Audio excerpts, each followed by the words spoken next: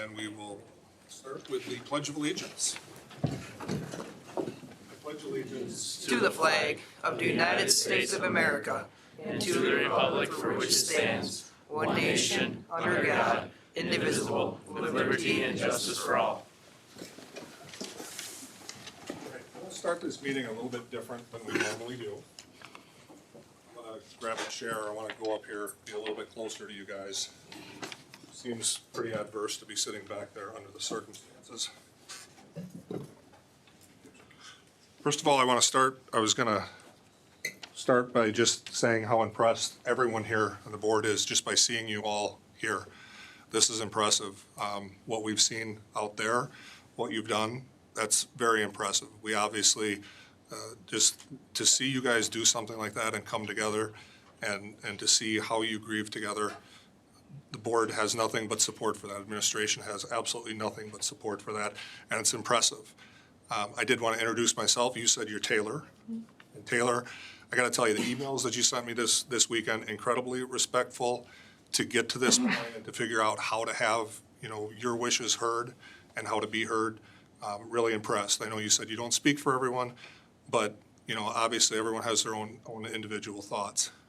I also wanted to say, is Landon here? Landon, the GoFundMe page that you started, over 12,000 as of this morning, impressive. It really is. I mean, that is impressive. I want to tell you, this is a special situation, we never wanted to ever find ourselves in. Your grief is recognized by everyone. What I want to tell you is that the reason I'm having this conversation, and I talked to you about it, is because a board meeting is a very difficult way to get this accomplished, okay? The reason is because I could turn to the other side and say, what's the other side? There's no other side, right? The administration is also facing a loss. Some teachers, principals, obviously are facing a huge loss. And at the same time with their grief, they're trying to follow board rules, right? And then they're put in the middle. And I see some stuff on social media that sort of looks like they're against each other. They're not. We're all on the same page when it comes to grieving. Obviously different feelings and different levels of grief, and we can't, all relate to what you're going through. But we're all on the same page with that, right? The fact that there was a compromise reached and our superintendent violated our rules, and we support him 100%. You guys know what our rule is, 2 days, right? Violated our rules, and we all support that. Why? Because it's not adverse. It's not about telling you guys this is why it has to be. The reason I'm having this conversation is because a board meeting is an absolutely terrible way to have something done collaboratively and try to figure something out, try to figure out a compromise. Why? Because you're allowed to speak, right? That's how you address the board. Public is always allowed to speak. We're not allowed to interact with you. We're not allowed to cheer. We're not allowed to say, good job. We're not allowed to react in any way. You say your piece. Then when the board deliberates, the board is going to hear other things from why is that 2-day rule in place? And I think you guys all know. It's been presented to you, right? And you guys aren't going to have the chance to speak. Now, we're going outside of the regular rules, and I think we've appointed somebody, so you will have the opportunity to speak on behalf of everyone during that portion of the meeting. That's very rare. In other words, we don't interact. We don't get a chance to interact, okay? I wish we did have a chance to interact because we'd all be trying to figure out the same thing. What is the worry about this? Why is there that 2-day? I think you guys know why it is and how bad all of us would feel if we increased the percentage chance even by 1% of something like this happening. You guys know you wouldn't want to do that. So how do we figure something out together? I thought what we could do, instead of having a regular board meeting where you guys say your piece, they tell us the statistics and tell us why, and then we have to make a decision that is not adverse to you. If you guys think for a second that the board's saying, we don't want to take a chance on this increase in the chance, even 1%, is in any way against you, it is absolutely not. But that's the position that essentially we would be in tonight. I'm asking you guys to instead, first of all, I still want to hear from you. The board still wants to hear everything that you have to say in whoever signed up, or if more people want to sign up, go ahead. Tell us whatever you want. But what I want to do is give you the opportunity to talk to administration before we come back in here. We're going to have the Hillcrest kids come in here, and they're going to do a little presentation for us as well. But I'd like to give you guys one last opportunity to talk to the same people that are trying to work this out in a way that's appropriate, and give it a chance to see if you guys can come to an agreement and come back in here and say, you know what? We figured it out. We're all on the same page. We don't want this to happen again, but at the same time, we want our grief to be heard, and this is the agreement that we reached. Are you guys willing to try to do that instead of just, each side say their piece and we're butting heads? You want to try to do that? Yes. Okay, excellent. Thank you very much. And again, either way, you're coming back here and you're telling us what you want us to hear, okay? So this is questions that we ask people who've done research? This would be an opportunity to have those discussions. I don't know who's going to be out there. Who's going to be? Ms. Goodman can. I can Ms. definitely Goodman? do that, and Mr. Thompson. And you'd be the one of the people presenting to us anyway on the studies and why we're doing those things, right? I mean, Doing this tonight, right after we coming back, so just, hopefully, well,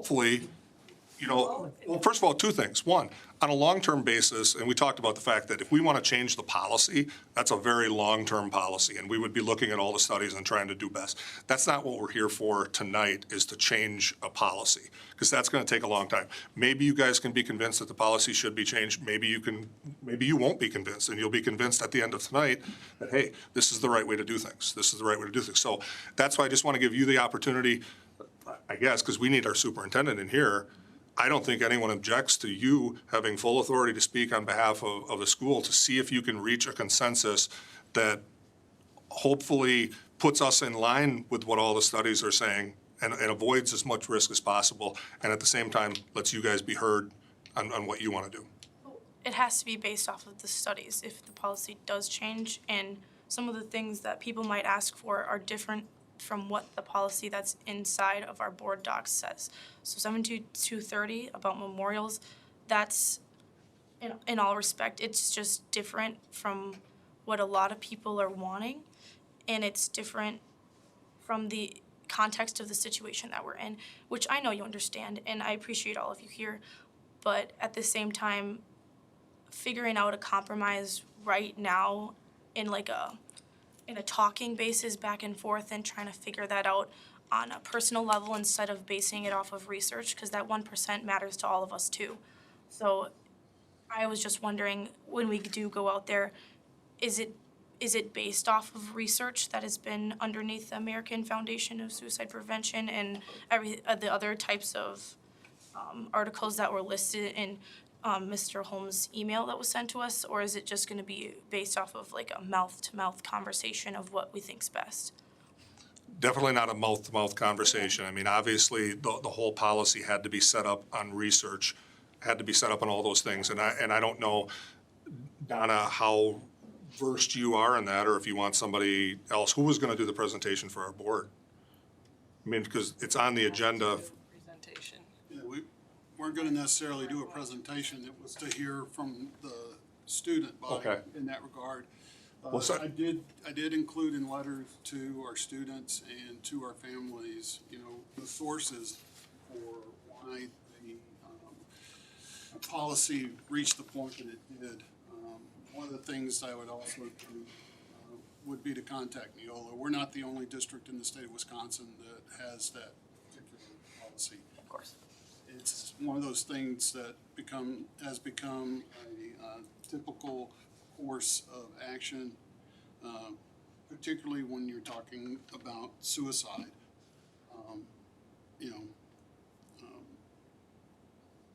We've had, how long ago was it now that, our postvention handbook came out of work with all of Chippewa Falls organizations. I will assure you, and I think y'all know me well enough to know now that I will do what I tell you I will do, So, if you need more research, I can actually get it for you and cite those things, why it came about like it did. I think it's already appropriate based on how the things have come up. I want to echo some of the things that Mr. Martineau just told you. Mr. Check. Mr. Check, I'm sorry. Mr. Check just told you, this strikes me very close. I lost a 16-year-old nephew 2 years ago to this, and I know about contagion. I'm not going to tell you what my nephew did, but it was quite public and it was quite gruesome. And 2 months after he did that, a student in a neighboring district took it upon himself to do the same thing. So this stuff is very important to me. What I want y'all to know is I appreciate how you've shown your grief. Based on the reports that I've gotten, based on the things that I've seen, you folks have done some really wonderful things. Your GoFundMe page is just incredible. And I know those are dollars that will go to supporting Cody's memory quite well. My only issue with grief and how it's displayed in school settings is in line with the research that those types of things happening on school grounds around people who may not have known Cody, but internalize some of these things differently than, say, your group has. You know, Mr. Check's point about 1% is well taken. You know, I do not, in any shape, form, or fashion, look to try and take away your ability to express your grief. You know, my problem is memorialization of it, sensationalization of it, glorification of it, and those types of things. That's what I worry about. You know? And again, I appreciated the email that you sent to Mr. Check in order, you know, that he was willing to put it on a communication with the board was fantastic. And, you know, again, you are wonderful. And, you know, So what I'm looking for is two things. One is an informal meeting. You're not going to have a whole lot of studies tonight, right? You're going to have to, number one, trust that other people have done those studies in the past. That's why every school district has something like this. And I'm asking you to come to some sort of an agreement. Why? Because the same people that have the exact same love on administration, they don't want to have to enforce something that isn't comfortable with you guys. On a longer term basis, I'm asking you guys to stick around, be involved in your board. We'll send this back to the policy committee. That's where you'll dive deep into weeks and months of research to see if we should change the policy in the future. We've already changed the policy tonight, so it's not about that, right? Policy, you guys talk about what we can come to right now that's going to make everybody as a community heal together. Because we're not fighting, we're not adverse, all right? Could you figure something out and come back to us? Sorry, did you say you changed the policy tonight? No. I said, you guys, it's changed, right? It hasn't been followed. So it was 2 days, and out of respect, it hasn't been followed. And that's why we're asking, you know, for you guys to come to a compromise that doesn't force people to fight each other over something that they shouldn't be fighting about. That's why the news tried to come here. Why? Because they tried to find something to divide our community. This should be something to unite our community, and I'm asking you guys to try to do that, okay? All right, so we'll see you guys back in about, Can I say something? First of all, I went up to the high school the other night and I talked to many of you and I was very impressed with the way that you handled yourselves. Second, I'm sorry for your loss. As I said that night, anytime you lose someone close to you, for whatever reason, especially at this age, it is very hard to get through. And as what I see, the problem is how do we balance policy with being human beings, right? And I think that the board is going to listen to you. I know I will. And hopefully we can come up with a policy that probably resonates a little better with our student, the students not only in here, but for future students in our high school. So thank you guys. I appreciate your time. Thank you. thank you. All right, you've got a place that fits everyone?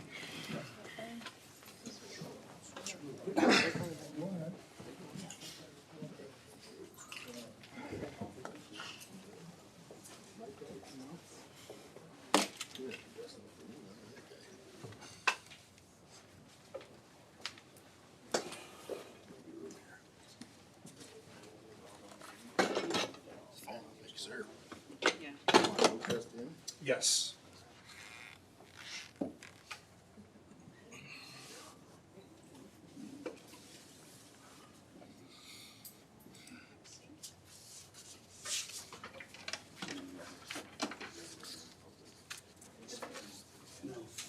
No, nobody else is, but we'll bring it back in for the public meeting after Hillcrest, for all public. Probably worked better These kiddos. for doing that.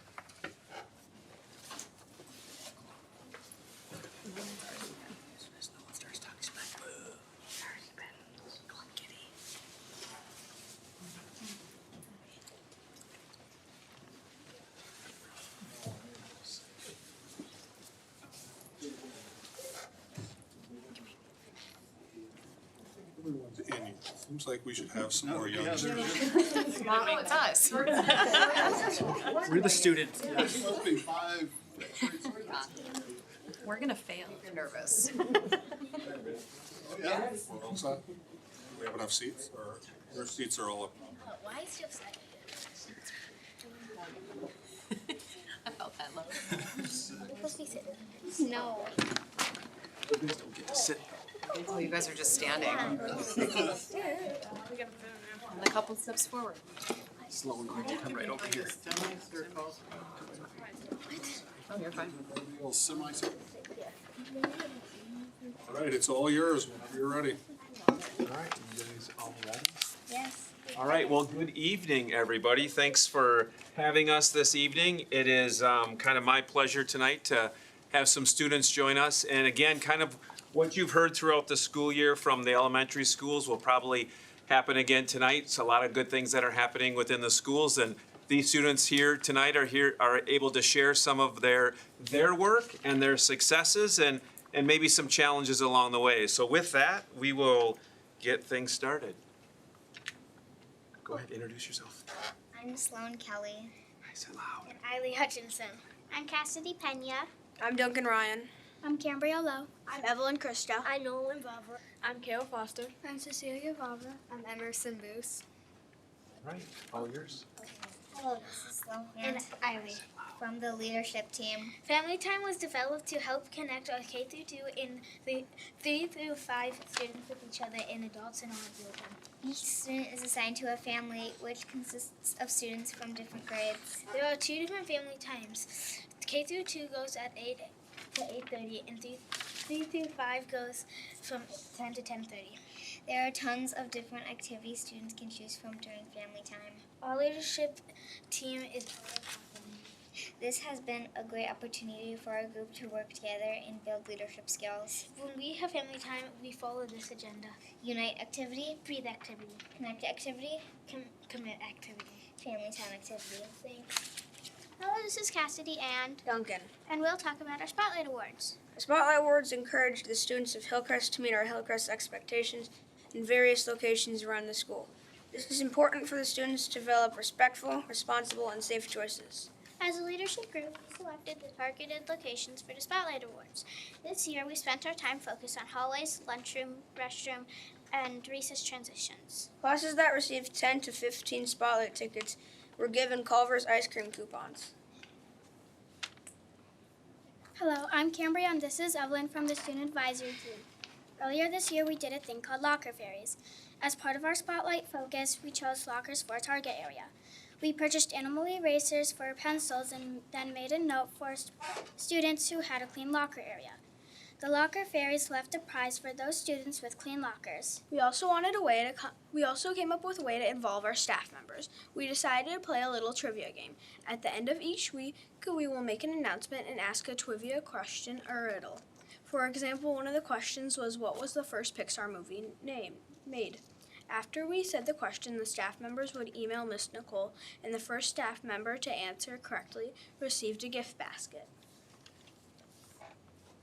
Hello, this is Nolan and Kale from the Student Advisory Group. We are here today to talk about our experiences on being on the Student Advisory Team, specifically organizing our Winter Olympics event. The Hillcrest Winter Olympics was a fun time for all of the students. Each grade was assigned a country and converted their library cards into floats, showcasing the flag and colors of their host nation. The classes then paraded into the gym, cheering for their country and showing their school spirit. It was loud. Planning for the Winter Olympics took a lot of time. As a group, we came to school early with Miss Hotstaff as she helped us to think of events and lay out a plan for today. It was so much fun watching the students cheer on each other. The events the students participated in were a hockey shoot-off, relay race on the playground equipment, scavenger hunt, class posters, and closest to the pin game. Hello, this is Cece Emerson. The student advisory group decided to come up with a community give back day on Friday, May 1st. Each grade is assigned a specific task for the morning. Kindergarten and first grade will be assembling, decorating, and delivering May baskets in our local community. Second grade will be cleaning up and working on garden area in the front of the school. Third grade will be leveling out the wood chips, cleaning up around the back of the school, and also updating a new logo for the fence around the playground. The fourth graders will be cleaning up Bowl Night Park, Our Savior's Lutheran Church, and Valley Vineyard Church. Fifth graders are going to Irvin Park with the student advisory group for raking and cleaning up around the park. These projects were selected by the student advisory group and is our way of saying thank you to our very supportive Hillcrest community. I have learned it is a great opportunity to learn teamwork and responsibility.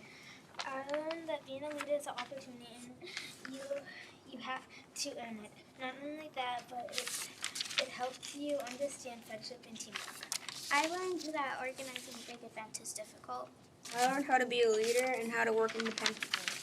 What I learned from this is responsible workmanship, how to be a host and be a good leader. I think this was a super fun and incredible experience. I learned how to help out at our school and be respectful. I have learned to be a responsible leader for everyone, to be a good role model for the younger children. I've learned that it's all about teamwork and it makes us more responsible. I have learned being a good leader in teamwork. I learned that teamwork is very important for making all of the events happen. We couldn't do it without the whole school. And I've learned patience. Never a dull moment working with 10 fine fifth graders, right? And also you heard, so this Friday, the kids will be out and about in the community doing some events and some cleanup stuff. So if you're out and about, you might see them out within the community as well. And I will say that this group has put in a lot of time. I get the privilege of working with them every other week on family time. They come up with a lot of great ideas and put in a lot of extra time, whether it's before school or after school. So it has been a pleasure working with them, and they really have grown a lot this year, especially the planning of the Winter Olympics, because that was a big event for all of them. And they truly did learn the challenges of working with their peers and their other classmates, right? On behalf of all the students and staff at Hillcrest Elementary, we would like to thank you for this opportunity and all that you do for our school.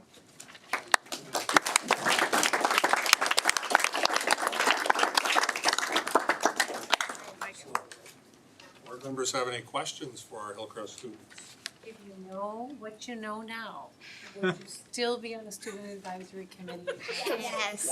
Yes. Probably. Was that Kale? Who said? Duncan said probably? Okay. You know what, that's okay too. You're still Nice. here, you're still talking. Someone who weighs his options. All did a great job. Toy Story is the first Pixar film. Yes. I was Evelyn, surprised. I'm gonna tell your Grandpa Rich what a great job he did over there. But my favorite, I mean, you all were phenomenal, but my favorite and most accurate statement that any of you made was planning a big event is difficult. Yes. That should be on a T-shirt for all of you. And I want to thank y'all for being brave and coming in front of the board and speaking in the manner that you did. I appreciate it. Excellent job, everyone. Yes, thank you. Thank you. Keep up the leadership. Nice job.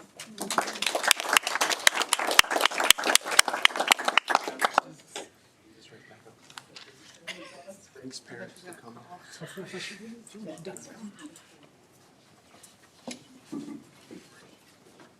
And thank y'all for raising good kids.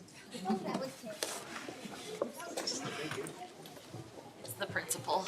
He gets all the credit.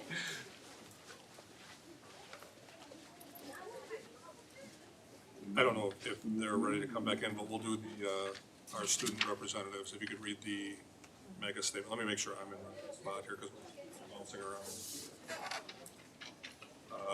If we could read the mega statement now would be a good time. All students will graduate prepared with the knowledge, skills, attitudes, and behaviors necessary to achieve their personal goals and make a positive impact in the world. I'll leave it up to you guys. Do you want to wait to do the student representatives report? Or do you want to go ahead and do it right now? Yeah, we can wait till Okay, because I know you mentioned. Do you want me to give them like a time limit or just let them figure it out organically? No, they like to come back. You could always, I mean, if you think it's going to be a while, we could move to something else and come back. We could always do asset protection. Nobody wants to be in here for that. I would say don't rush them. If they can work this out, that'd be awesome. Keep let them work it out. Yeah. Just keep We'll popping. go to asset protection, we'll come back. Okay. I'll keep It says we have to go to this agenda, so. Bye. Thank you for your patience. Thank you. That's a good thing now. Whether or not we do it all is gonna require some check marks by someone. Ah, Peggy. We're Use a highlight. So we can always stop if they start filtering back in, but why don't, are we ready to do the asset protection? Let me grab, we're ready to do that. So that's a, OE. All right, members of the board have received the CEO's monitoring report on E8 asset protection. It is now the board's responsibility to consider the report as evidence of compliance in this area. Superintendent Holmes. Yes, at this time, I would ask Mr. Trowbridge, who has developed this monitor report for your review, to please provide the board with an overview of the report. Thank you, Mr. Holmes. OE8 asset protection, happy to report this evening that we are in compliance in all areas. This is about making sure that our district assets are adequately protected, properly maintained, and are appropriately used and not placed in any undue risk. OE 8.1 is about maintaining property and casualty insurance that ensures 100% replacement. OE 8.2, maintaining adequate required builder's risk insurance. We do that on an as-needed basis when we have a project. OE 8.3 is an air and emissions and general liability policy, making sure that we're properly covered and insured for any sort of situation that might arise. OE 8.4 is assuring that the superintendent will ensure that all personnel who have access to material amounts of district or school funds are bonded, meaning they're protected by insurance. OE 8.5, a superintendent will protect our intellectual property, information, files, records, fixed assets from any loss or significant damage. OE 8.6, superintendent may not allow facilities and equipment to be subject to improper use or insufficient maintenance. OE 8.7, superintendent may not recklessly expose the district, the board, or staff to any sort of legal liability. OE 8.8, the superintendent may not invest funds in investments that are not secured or they're not authorized by law. That's part of the reorganizational meeting this evening. OE 8.9, superintendent may not purchase or sell real estate, including land and buildings, without board's permission.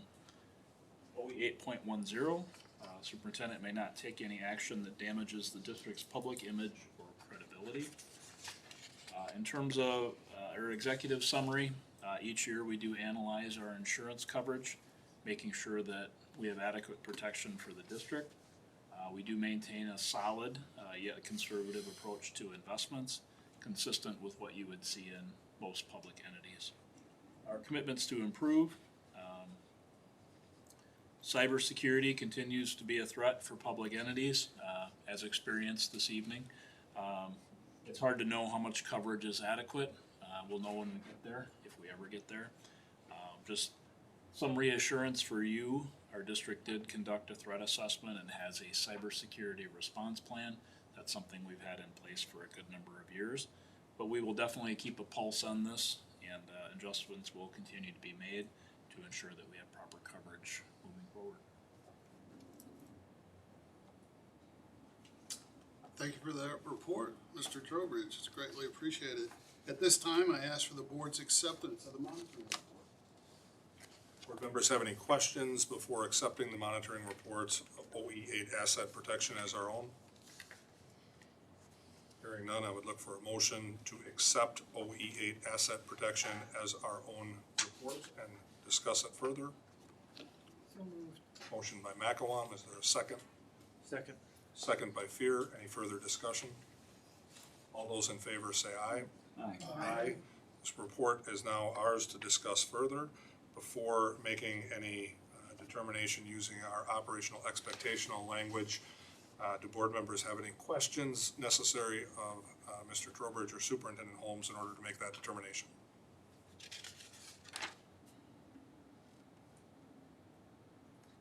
Chad, you said that we have a cybersecurity response plan. How often is that like reviewed and?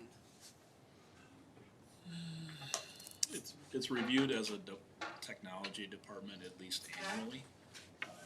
Checked and rechecked anytime there's an incident anywhere else. Fairly frequently. I would say it's looked at quite often because Scott is staying on top of it as much as he possibly can. They just got back also from a conference regarding technology in schools.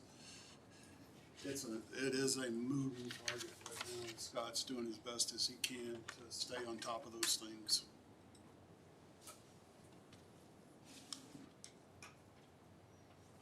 Board members have any additional questions? We'll look for a motion using our operational expectation policy motion language. I move that the district is in compliance on OE8 asset protection. Motion by McKillop, is there a second? Second. Second by Martineau, any further discussion? All those in favor say aye. Aye. Opposed? Motion carries. The district, the board finds the district is in compliance with OE8 asset protection. Thank you, Mr. Trowbridge. All right, next is 8.03, which is, what's that? It's all 8.2. Oh, yeah, okay, thank you. Reminding me of the indicators. Okay, board members have any questions regarding the indicators that go into OE8?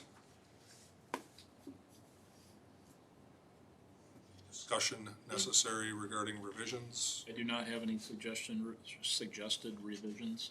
This was tweaked a little bit around about a year ago. This is about as black and white of a monitoring report as you can come across. So I feel it covers, at least from my perspective, what we're looking to report on and ensuring that we're properly insured and protected as a district.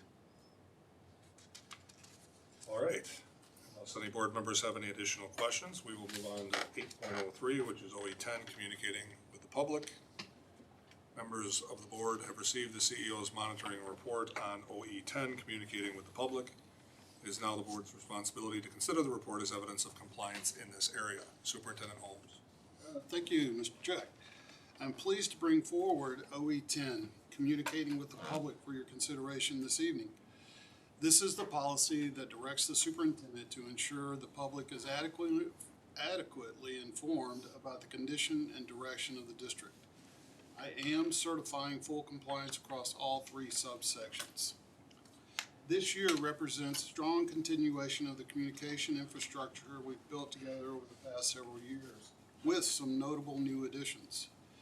The Beyond the Bell podcast moved into its second year and is developing a steady listenership. Our IT team, working with staff, has begun scoping a redesign of the district website, a project I expect Dr. Sarin will see through to completion.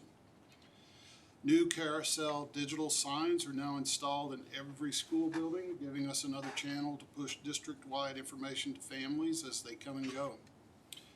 And we launched a middle school student of the month feature that has been very well received. Our established channels continue to do the heavy lifting.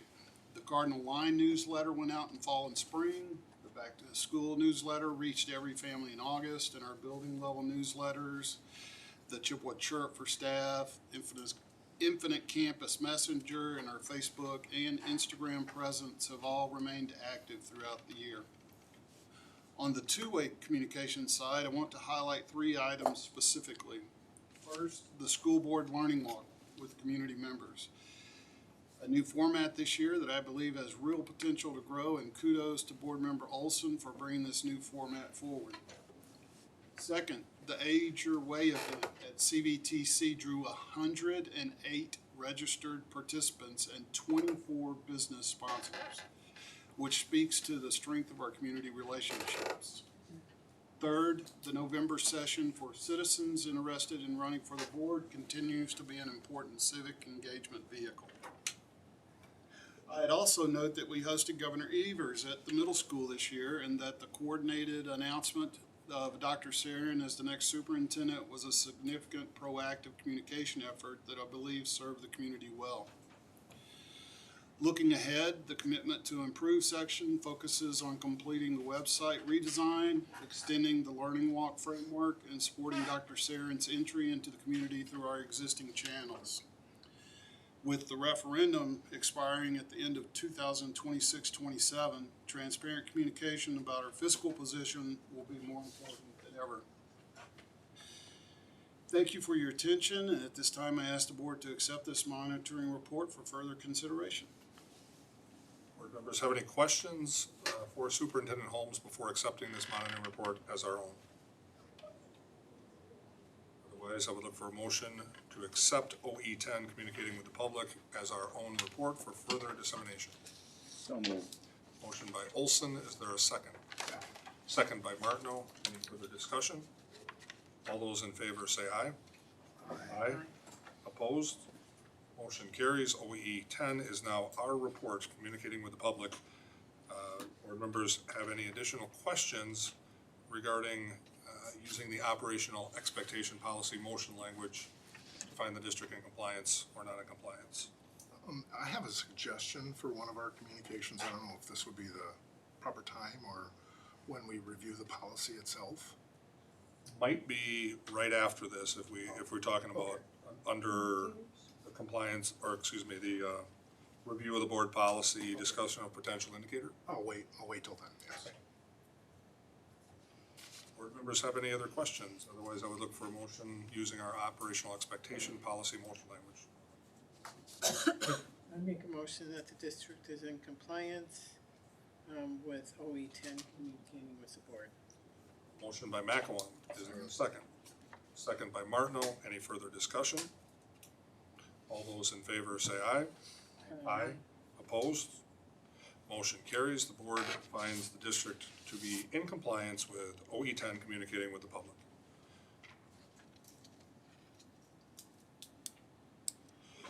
All right, next is review of board policy OE10, communicating with the public and discussion of potential indicator revisions. I had a parent come to me the other day and say that they like write all of our messengers or our messages from the school, but they don't have a child like at the middle school or high school, and a lot of these messages are just blanket, right? And some parents just start not reading them. So he said, if there's a particular instance at a school, if they could just title it high school, and then high school parents would feel that they should read that, and maybe none of the other parents would feel they need to read that, or they could, but it would take some of the onus on reading every single one that comes out. And I kind of get it, when you got 3 kids in the system and, you're bouncing around trying to look at it. So I don't know how we would do that, but I think for parents, it would be a little more clarity on which emails were pertinent to them and which are not. So I don't know if that's possible or if that's something for further discussion, but the parent was pretty adamant about it, so I told him I would bring it forward. So I can work with, I'll work with Mr. Marty and with Mr. Burrow on that one in particular. And also I'll work with the rest of the admin team to figure out that. Do me a favor and ask that individual to put the idea in writing and submit it to me. Put Okay. Put it in writing. Tell him, ask him to put it in writing so I can be, That's a her, but, yeah. yeah, I'd appreciate it. I have one thing too. The board learning walk success is just a good idea without the efforts that Kathy Strecker put into it. So I can say it was Steve Olson's idea, but there's all the effort and all of the success I belongs think it over was there. Sherry Jasper's idea, presented to Mr. Steve No, Olson. no, see here. Now he goes. Oh my God. Finger pointing. Anyway, what Sherry and I are trying to say is, can And she does. we agree on that one? She does. Okay. Absolutely. That's what made you a good CEO right there. Thank you, Kathy. I try to mention your name at least My once pleasure, in the yeah. board meeting. I was waiting. All right, so we're done with 8.04. We can keep going until you guys are ready. Are they ready? Ready, yeah. Oh, that's fine. That was a good time.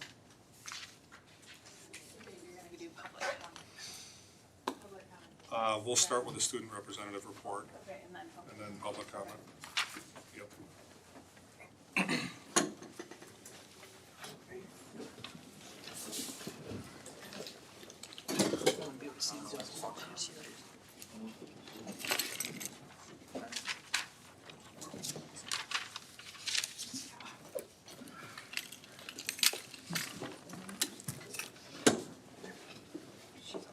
Christine, has there been any additional sign up? There's 3 people. Right, is everyone in? Okay, next is our student representative report. Good evening. We're here with our April Student Representative Report. April has been a full month, growth and connection in our elementary schools, achievement and recognition at the middle school and high school. And one piece of important news will come to an at the end. Across our elementary buildings, students have been thriving. At Homestead, office referrals are down and reading accuracy is up. And the school is partnering with Ann Zenner and the Cardinal Community Learning Center for a craft night later this month. Jim Falls just wrapped up the Ford exam after a state testing boot camp that built real confidence. And the PTO is beginning phase 2 of their outdoor classroom. Their student advisory team is also closing the year with a fundraiser for St. Jude. Parkview is welcoming new families through boundary changes with an open house on April 23rd and a Scholastic book fair and family bingo night. And Parkview Pals continues to strengthen their relationship between older and younger students. Southview's PTO Readathon is underway with a $7,000 goal, and they're celebrating Library Week around the theme Find Your Joy. And at Stilson, more than 120 students stayed after school for the all-school book club around Flat Stanley. Every family went home with their own copy thanks to the Amanda Geisler Memorial Foundation and Culver's Nights. At the middle school, Cardinals in Action has raised close to $10,000 towards new outdoor learning spaces, anchored by the Cottontail Classic 2K Fun Run on April 11th. The jazz band performed at Jazz Fest at UW Eau Claire, and a group of the students attended Schools to Skill field trip exploring transportation and energy careers. 5th grade families came to 2 orientation nights, and CFMS staff visited every elementary school to welcome incoming students into the building. At Jai High, April has been a month of high achievement. Students in UW-Madison's Great World Text program presented at the university and earned the Best Project recognition among hundreds of participants statewide for their work on the death of the author. Skills USA and FBLA earned gold at state and qualified for nationals, with FBLA recognized as a top 5 outstanding chapter in Wisconsin. Our robotics team, Avis Automoda, advanced to state and earned the Gracious Professionalism Award for the 3rd consecutive year, unprecedented in Wisconsin. Our green team traveled to Washington, D.C. as Samsung Solve for Tomorrow national finalist, earning $50,000 in funding, and they met Governor Evers during his visit to Hope Village. Visual arts students earned multiple state and national selections, including a Best in Show at the National Art Honor Society exhibition. The Spring Play Trap had a strong run on the 24th and 25th. Our DECA students traveled to Atlanta for the ICDC competition. And on Earth Day, the Environmental Club celebrated a ribbon cutting for the new 40-panel array, 2 years in the making by the Green Team. The Principal Advisory Council is also preparing for Mental Health Awareness Day on May 7th, which will include a speaker panel and access to resources. Spring sports are in full swing. Softball is 6-2 overall and near the top of the Big Rivers Conference. Baseball is 7-1, continuing to build depth and consistency. Girls soccer is integrating new players and building chemistry. And track and field continues to post strong finishes across sprints, distance, throws, and jumps. Before we close, we have to share something heavier. This past week has been one of the hardest our student body has experienced in some time.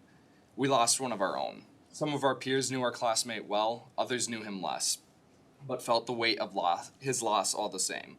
Students have grieved in many ways, together and alone, openly and quietly. We've watched our classmates show up for one another with care, and we've watched our teachers, counselors, support staff, and administrators hold us steady when we needed it the most. We share this not to speak for any one perspective, but so you hear from the vast majority of students about what this week has been, and we thank the adults who carried it alongside with us. Thank you. Members have any questions for our student representative? Thank you for your presentation. Next is the welcome and guidelines for the public comment section. I'll leave that with you to read the names. So the guidelines for the public comment are probably a little bit different. Normally I would explain to everyone 3 minutes, try to hold it within 3 minutes. I'm not gonna cut you off as soon as that's at 0. You're here to say what you need to say. The other thing is we normally have you say your name and your address. I'd actually rather not have you say your address. You're all students here, so just state your name so that we know who you are, and that's it. Other than that, be respectful. We make sure that we're not pointing any comments at individual people or anything like that. And with that, we want to hear what you have to say. So, who is the first one on the list? Abigail Sikora. All right, Abigail. Hi, I'm Abigail. I'm standing here today not just for myself, but for a community of students, friends, and family who are grieving someone we love deeply, Cody. We understand that the school has a policy about memorials on school grounds. We're not here to ignore that policy or create conflict. We're here because we want to communicate, to work together, and to find a way forward that respects both the school's guidelines and the very real grief of our community. We've been trying to have conversations about what long-term means, and we want to be clear we are not asking for something permanent. We understand the concerns that come with that. What we are asking for is something we need right now, in this moment, while everything is still so fresh and heavy. The parking spot is more than just a space. It has become a place where friends, family, and our community can come together, even briefly, to remember Cody and feel a sense of connection. It's something that helps us get through the school day when focusing and feeling normal has been incredibly difficult. Cody was a part of this school and this community. He mattered to so many people, not just students, but friends, family, and others in the community who are all feeling this loss. His family supports this memorial, and for us that means everything. We are trying to honor him in a way that also respects them and their wishes.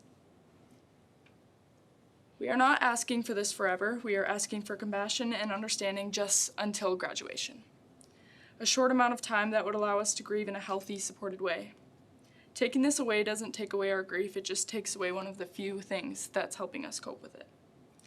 We want to work with you, not against you, and we want to find a solution that shows that this school cares not just about us, but about its students, its family, and its community.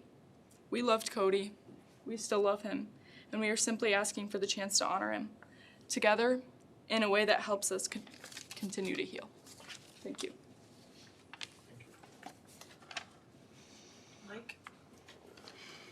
Mike Berg.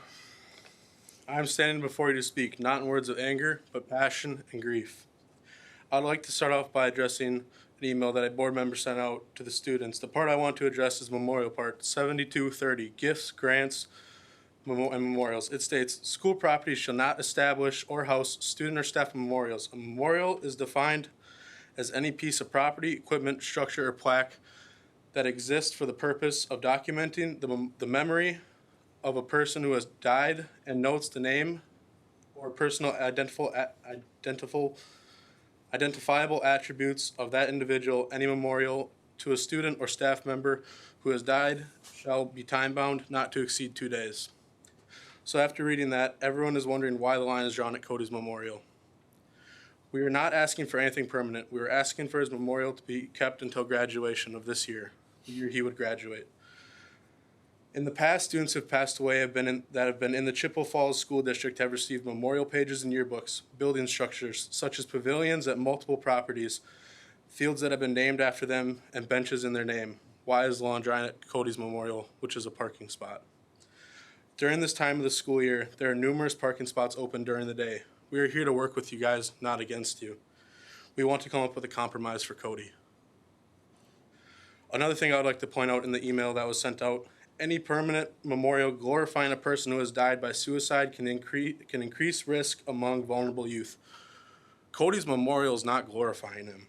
It is giving the student body and the community and his family a safe place to grieve and mourn their son's death. Going back to the point of compromise.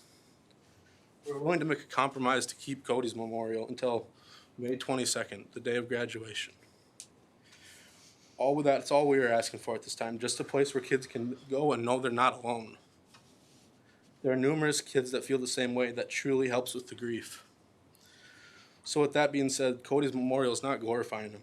It's remembering what a good kid he was and how much people loved him. Grief is not time-bound. No matter how long or short, we will forever have to live with the grief of not having Cody around. Right now, well, that's fresh in everyone's mind. We need a place to go to mourn him. And I have spoken with Cody's family, and all they're asking for is just to keep it till graduation so they have a place to go.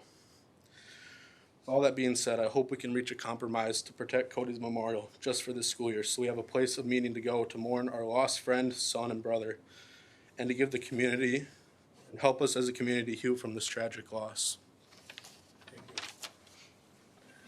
Aaron? Good evening. My name is Aaron Weimer, and I'm a senior at Chippewa Falls High School. Our good friend Cody passed away unexpectedly on April 17th of 2026. We are all here to honor Cody with this parking spot. We're not here to argue over it, but we're here to compromise with it. We made this spot as a way to both mourn and celebrate Cody's life. It is a place not just us students, but community members can go to just to feel a little bit closer to him. We would like to request that the spot be left until May 22nd, the day that we would graduate, to give us the short time that we would need to have a place to go to celebrate our friend's life. We want to work with you guys, not against you. We are both looking out for the best interest of each other. Cody was a light in every room that he went into. This spot has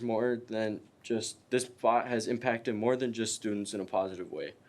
Random community members have stopped to lay flowers or simply to just pay their respects. It shows how many people truly care about Cody. We don't want anything permanent. We just want something that all students and community members can go to. All grade levels knew Cody as just a funny, goofy, and all-around just good guy to talk to. This spot especially makes us seniors feel like we're not leaving him behind, and a piece of him is moving on with us as we come closer to graduation. Cody was a light in many people's lives, and he was so kind and caring to everyone he was around. Thank you for taking the time out of your day to listen, and I hope we can reach some sort of agreement. Thank you. Thank you. Is that all that's signed up? For agenda and non-agenda?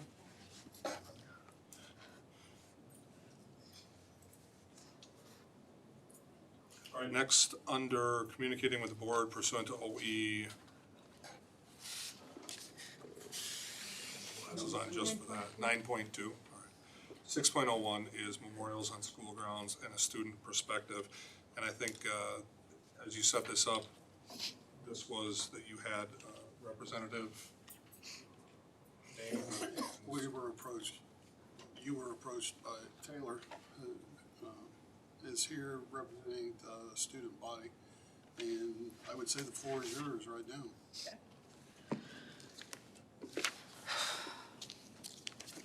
Is it okay if I stay sitting? I'm just Whatever you want. shaking like a crazy woman. Okay.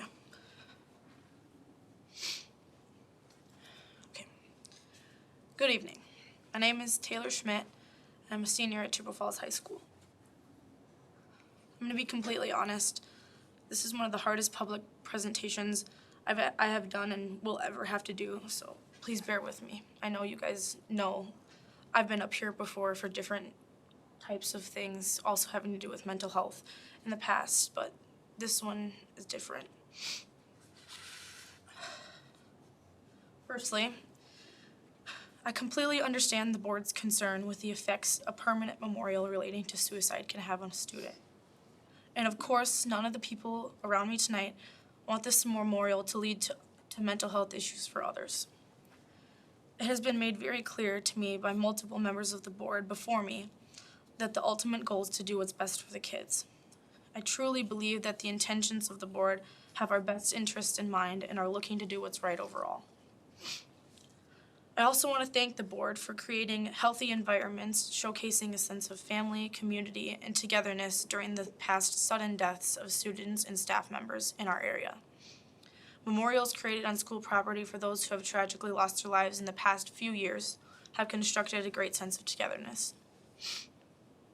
I'm not sitting here to criticize the intentions of the people in front of me, but to voice constructive criticism on Policy 7230, gifts, grants, requests, and memorials. The way memorials have been handled in the past, not just Cody's memorial, but other memorials in the past, have been contradicting to the Policy 7230. I have in here that I'm going to read the policy. I'm just going to read it beginning to end I know a lot of you have heard it already or have read it yourselves, but I just want to be open and clear. The board recognizes that the primary purpose of a school environment is to promote the academic and personal success and well-being of students in its care. School property shall not be used to establish or house student or staff memorials.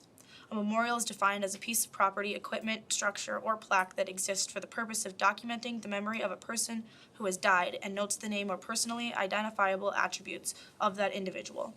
Any memorials to a student or staff member who has died shall be time-bound, not exceed 2 days. This policy does not prohibit A, the board's ability to allow naming rights for a building or project, B, school leaders from accepting gifts or donations that will benefit the district school or student population, and C, a person from establishing a privately funded scholarship for a high school graduate. Okay. Out of no disrespect, but this policy just simply has not been followed. The policy states that any memorials are not supposed to be on school property and should be time-bound and not exceed 2 days. 2 examples of very important memorials to note are Zachary Alato's memory inside the school. That has been up since 2009 when he passed away.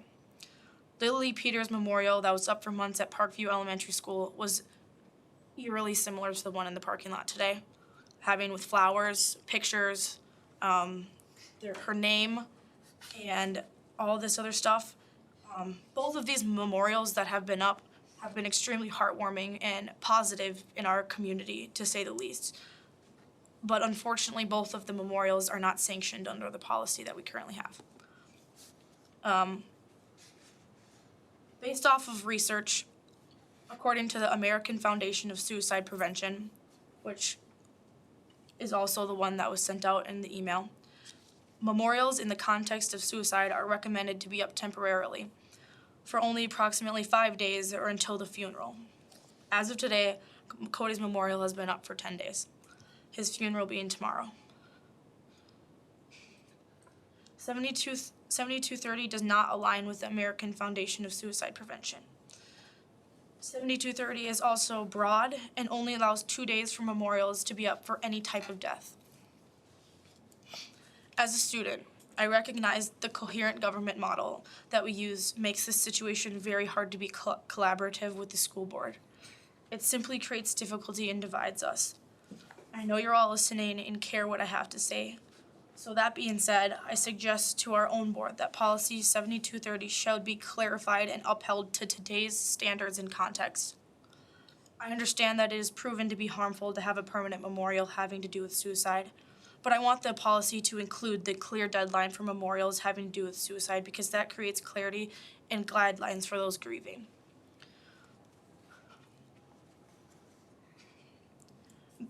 This policy needs to be properly addressed, changed, and then followed. In conclusion, I call on the board to make a motion to add a reassessment of Policy 7230 on the official agenda of the upcoming meeting. Thank you. Okay, so first of all, I think I can take care of the easy thing, and that is what the board's gonna do is we have to turn this over to our policy committee. I don't think anybody's gonna have a hard time doing that. I'll make a motion that we do send this to our policy committee for review. I think that's where it goes, correct? Peggy's our rules person better than me. All right. So I'll make that motion by Check. Is there a second? Second by McElwain. Any further discussion? All those in favor say aye. Aye. Aye. All right, so motion carries. It'll be reviewed. I think we'd definitely like to have your input, all of your input as we go through that policy. You make some excellent points. Now's the hard part, right? Talking about specifically here. I'm assuming that the reason that you guys are back here is that nothing has been reached as far as an agreement, right? Okay. All right, board members, particular questions, discussion, open the floor. I have a couple of things I want to pass by you. Tell me if I'm kind of hitting the marks, right, for what we're talking about. I think there are three things the policies need to do. And the first one, probably not something you guys are thinking about, but I think I said this the other night too, is that you guys need to include adults and not only just for rules, but we're here to really look out for you. And this is some pretty heavy stuff. And so having adults around, right, to kind of guide you for whatever it is you want to plan, I think that needs to be in the policy, and I think we've learned enough now that that wasn't being clearly communicated.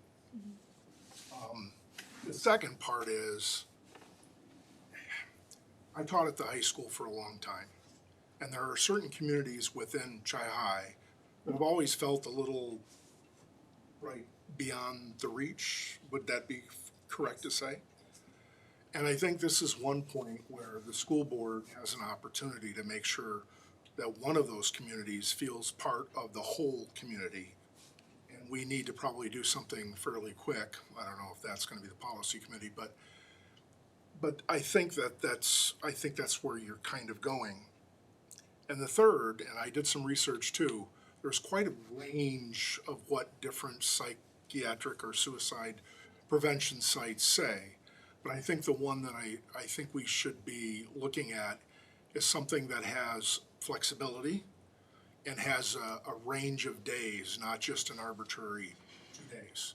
And it might depend on the time of year or the set of circumstances, or maybe the family, right, just, once a week but there has to be a range that allows the principals, right, because they're the ones dealing with you, to be able to work with that, whatever comes up, to make sure that we feel part of one community. So, Mr. Berg, does that sound kind of where you were going? Yeah. Anything to add? No, just not 2 days. Okay.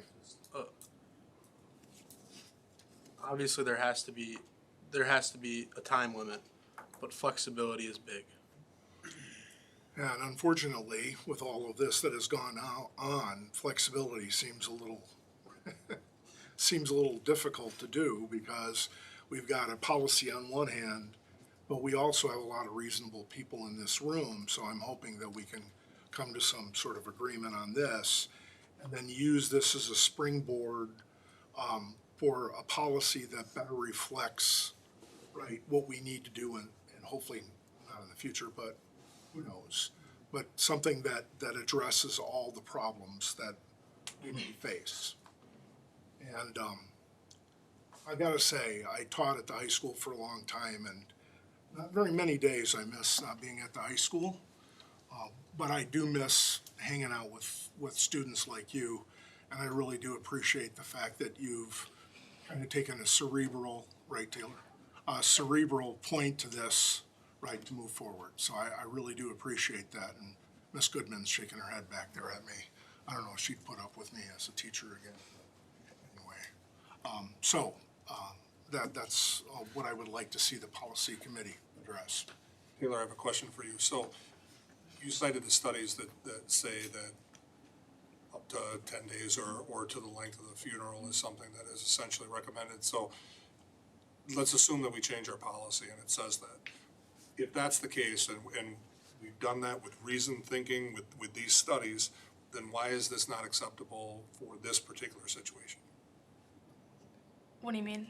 So let's say we change our policy, and our policy is that it's up to 10 days, date of the funeral. Date of the funeral is tomorrow, right? And that was a suggested compromise. So why would you say that this case would be different if that's what you're saying that I the understand. overall policy should be? Yes, of course, I understand. The reason that what I have written here for the change in the policy that I had specifically asked for is because there's not, hopefully, there will not be a circumstance like the ones we're in right now in the future. So from what I've heard, which is all alleged, but when they were making the parking spot, and feel free to let me know if this is true or not, but the day that they decided to make the parking spot or make the memorial, I think they were originally told something different than what the policy says. Is that true? We were told the end of the year. Yeah, we were So told the end of the school. they were told the end of the school year, and I personally do not know who made that decision or how that decision was come up with, but all I know is that that's what everyone around me has been told. So the difference between this situation and if this situation were to happen again is that the clarification that should have been in the policy before this would have never allowed this to become such an, I don't want to call it an uproar, but it was on social media. It was a big thing. A lot of families are really concerned, and the difference here is that this has brought a lot of attention to this as well. So I know that it's a huge thing that we don't want this to cause, like the attention to this situation to cause another death of one of our classmates, but the fact that the policy wasn't specific enough to let this not be, I don't want to say controversy, but let this not be specific enough to let the people behind me have a specific way to deal with their grief to the point where we have to be here in this room right now. That's the difference between this and another one, in a different situation that we're in, because they were told something and then immediately after they were told, no, that's not true. We have this, and they have like a ton of other things going on that they should be able to grieve. They should be able to feel, and they shouldn't have to worry about, and no one in the future should have to worry about the timeline of a memorial or the way that it's held. Like whatever the policy comes out to be, all that we hope is that it's clear, it's followable, it's obtainable, it's overall just doable in a human matter.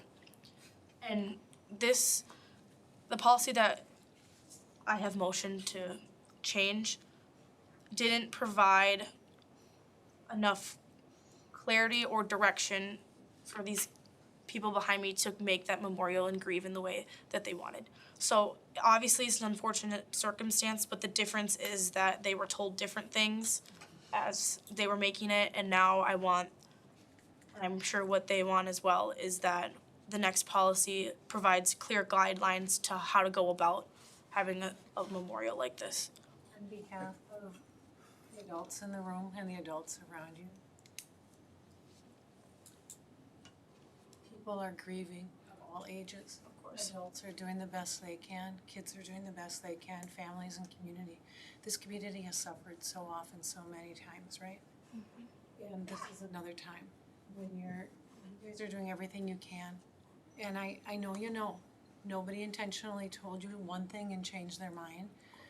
And we're sorry for that, because that wasn't done on purpose. That wasn't done to take away grief, and that wasn't done to make your life harder. This is just hard. There's nothing harder than what you guys are doing. And you've had too much of it in your young lives. We will do the best we can, asking for you to have grace as you do by being here tonight. You're showing grace. You're showing an understanding that we are doing the best we can as a community. I don't know what the answer is. I don't know what's going to be decided. I do know that we will look to balance policy and work to continue to make policy something that we'll do our best to follow. You know, it's just important that we all remember that there was no intent to harm. Just as, you know, we believe that the best we can do is raise up a name and do good in that name, right, in your friend. I just want to say one thing. I look at you guys and I know that you guys have come so far out of your comfort zone by being here tonight. And I just got to tell you how dang proud I am of you for being here and doing it the right way. And it means a lot.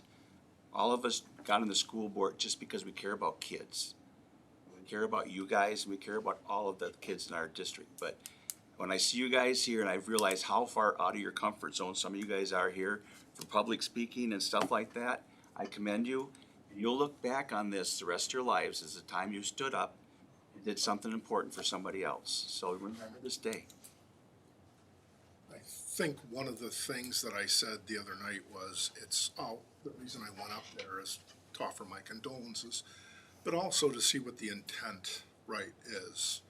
And I think some of the things that are not considered in the policy is what the intent. I think some of you would agree that if it was not done properly or was promoting something that we don't want, but I think the intent has to be taken into consideration. And I think when you started talking to the principals and Mr. Nelson, I think was part of that conversation, and Mr. Thompson, right, that they know what your intent is. And I think we have to trust them a little bit, right, on this one, right, to give them some flexibility so that they can carve out something that works, not just for the school, but more importantly for you. So I'm hoping that we can capture all this conversation in a new policy. By the way, I really appreciate your response. The lawyer in me wants to restate it somewhat and see if you agree with this. If the policy was clear to you, 10 days to the funeral, you guys could have had that time to enjoy that, to, you know, celebrate life, also grieve. But for the last 10 days, you've been spent questioning whether you're going to be fighting to keep it up. Is that accurate? Yes. I just want to say that I am proud of every single one of you, first of all, for being here. Second of all, especially those of you who spoke, you were so articulate. You showed so much empathy, compassion. I'm just really, really impressed, but not surprised, because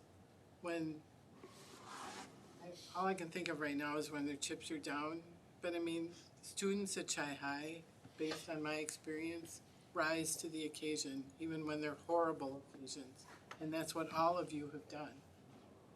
And the lawyer in me wants to say, Taylor, you should consider law school someday. Because I probably told you that already. You have. So, but you were so good at looking at it from all angles, which is what some people aren't capable of doing. And all of you seem to understand that a policy is necessary. Ours, I think probably we all agree right now, is not sufficient to stay the way it is. That's why we referred it to the policy committee. And you have our commitment to work on that. So I can't thank all of you enough, and I really respect what you're doing because you're doing it in the right way. So I just wanted to say that. Yeah, of course. And I need to let everybody know that I too have heard the rumor that a school official let y'all know that, but it has yet to come to my ears who that school official was, and if it indeed did occur. I also want to take blame for the original communication that went out. That went out to the families. I didn't send it out to students because I knew students were dealing with things on a different level. My hope with that communication that I sent out informing everybody in regard to memorials on school grounds, I wasn't specific. And in hindsight, I should have been more specific in that regard.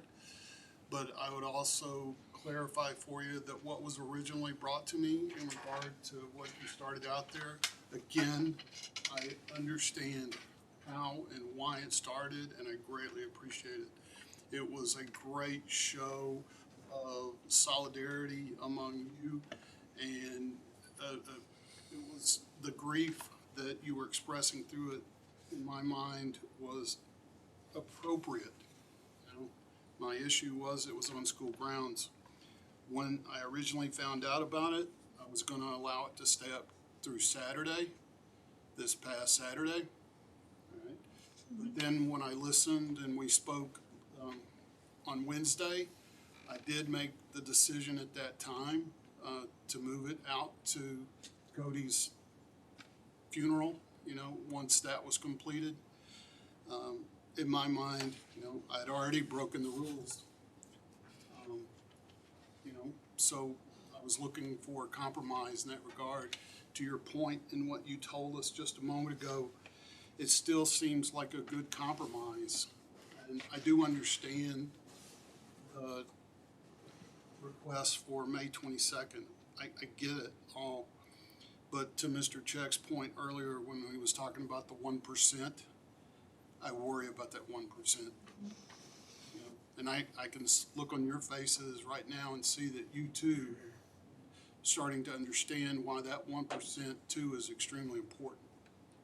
You know?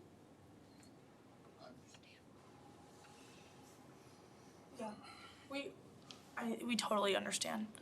Of course, I had said it in here as well that none of us want this to happen to anybody else. I mean, some of us have dealt with this situation 2 times in the last 6 months, and it's really, really, really, really hard. And this is kind of getting off track, but when we were talking in the room, we were talking about how, I hate saying this, but how to remove the memorial, because we do understand that it can cause copycat. Like, we do not want that to happen. And the request for May 22nd, it's understandable in our circumstance, but the policy that needs to be changed in the specific ways to go about that, there's no specific way to say, oh, it goes till graduation or it goes to the end of the school year, because that again causes that issue for that 1%.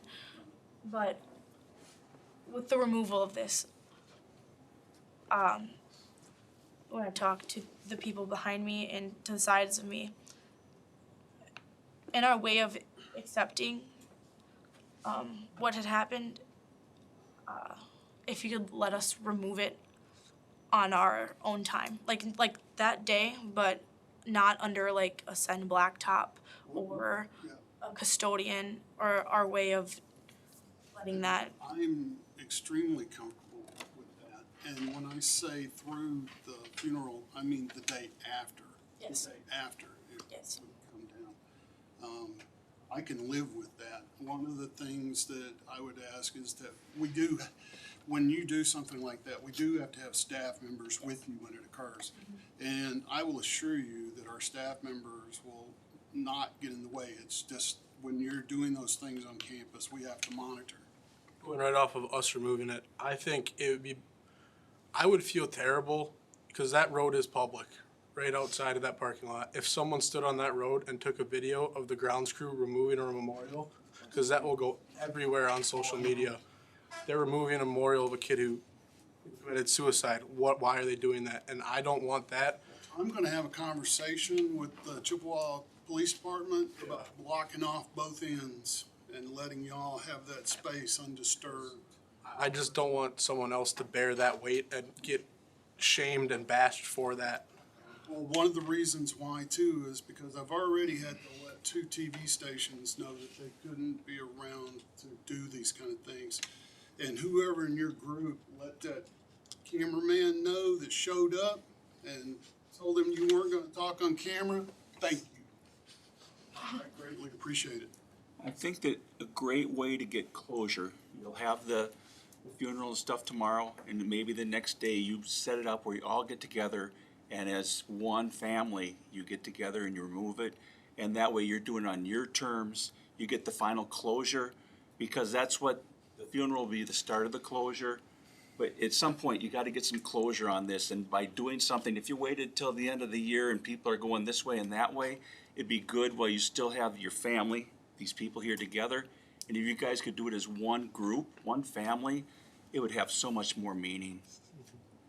Maybe you wanna schedule a time like after school the next day on Wednesday, and just get everybody and the staff, the superintendent, we will do anything we can to support you on this. I don't know if that makes sense. I would love Ms. Goodman and I, you'll go through Ms. Goodman and I, and we will help get Wednesday set up at the end of the school day. Does that work for y'all?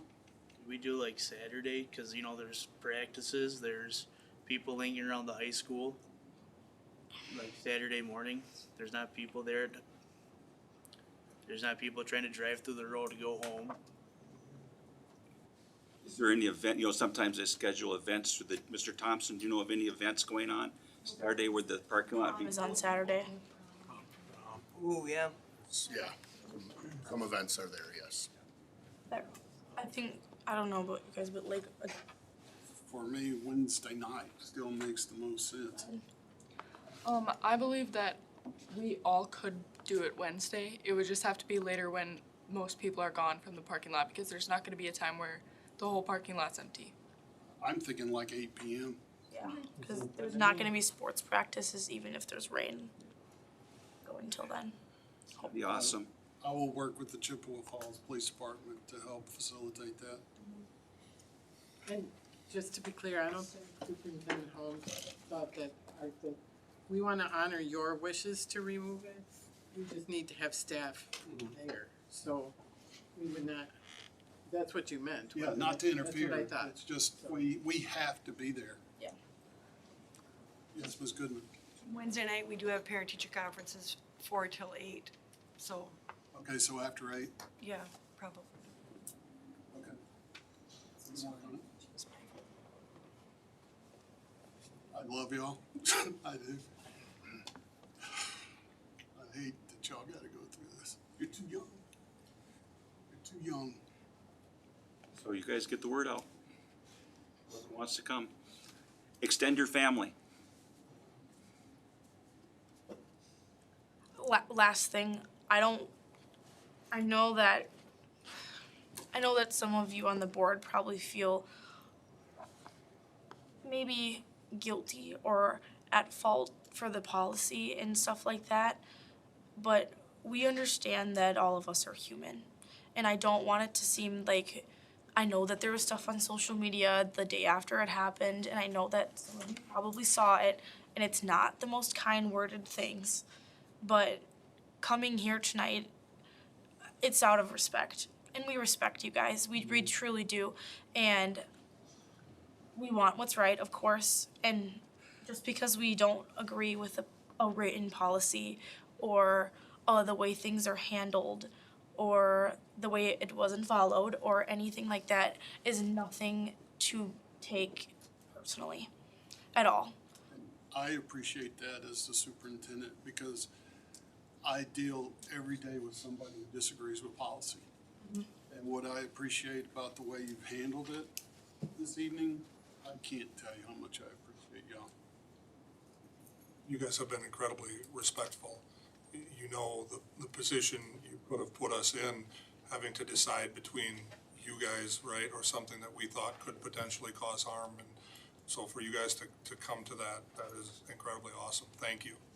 You know, there's one reason I'm not on social media and don't look at any of that stuff. Yeah. I did hear some of that. I can't believe that you would think that our school would just come and bulldoze it or something like that. No, that's not the case. That's why you're here. Thank you very much for what you did. Anybody else have any questions or want to make any comments? We do have our commitment to make sure we look at the policy, because we shouldn't have a policy that isn't reasonable and isn't being followed.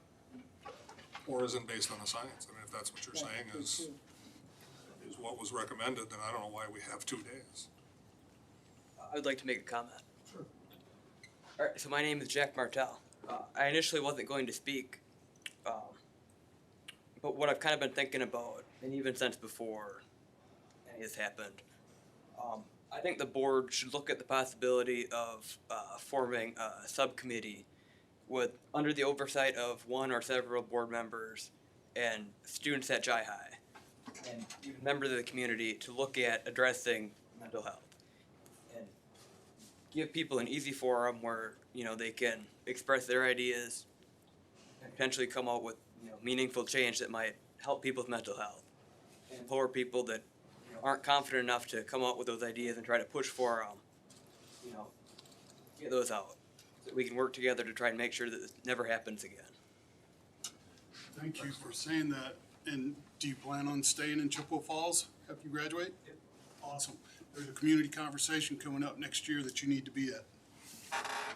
You'll have an opportunity to express those things. That's one of the reasons why they've held 3 of those here in the community already since 2014. Mental health in the school district is one of the top priorities over the last 2 community conversations. And I want to assure you that Chippewa Falls Unified School District, certainly since 2020, has become a leader in the state of Wisconsin in terms of being able to address and find mental health services for not only our students, but our staff. And that kind of comment that you made is perfect to continue to hear that this community has already taken steps that a lot of other communities in the state have not. And your voice at your age, being able to continue to promote it in that manner, you know, Taylor, I know you and your work that you've done at the legislative level, keep it up. They're still not doing enough out of the state of Wisconsin. They are not. Where? I just want to say thank you to all of you guys. I know as of right now, we haven't reached the compromise that we all had hoped for, which is the end of graduation. But I know I'm speaking for myself and hopefully some other kids behind me that I'm glad that we were able to reach a compromise that has closure for us. I just want to say thank you to all of you guys for that. Thank you all. And thank you for coming and trusting that together we can find something. And closure is a great word, so thank you. Wednesday night, don't forget to celebrate the life too. I mean, it's you know, think of the good memories and carry those with you forever. But, you know, do it together. If any of you guys are free, you guys are more than welcome to come by too. It would be appreciated. I'll be there. I'll be there. Me too. Thank you. All right, unless you guys want to be here for the. It's an open meeting, you can stay, it's riveting stuff. Make a run for it. You all might wanna run for school board someday. I already got my truck started. Flag quest to go to in the hospital.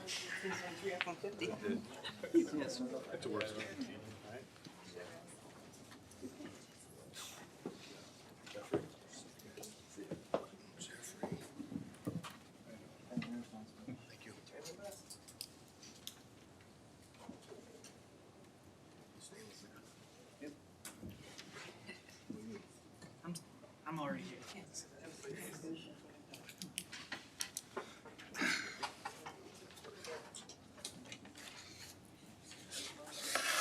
All right, board's consent agenda. Where are we? We are at 9.01. Would any board member request the removal for separate consideration, any member or any portion of the board's consent agenda for separate consideration? Hearing none, I would look for a motion to approve the board's consent agenda as presented. Motion by McElwain, is there a second? Second. Second by Fear. Any further discussion?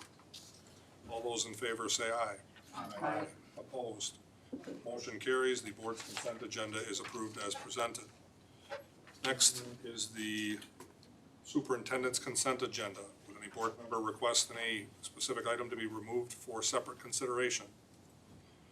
Hearing none, I would look for a motion to approve the superintendent's consent agenda as presented. So move. Motion by Olson, is there a second? second by Fear. Any further discussion? All those in favor say aye. Aye. Opposed?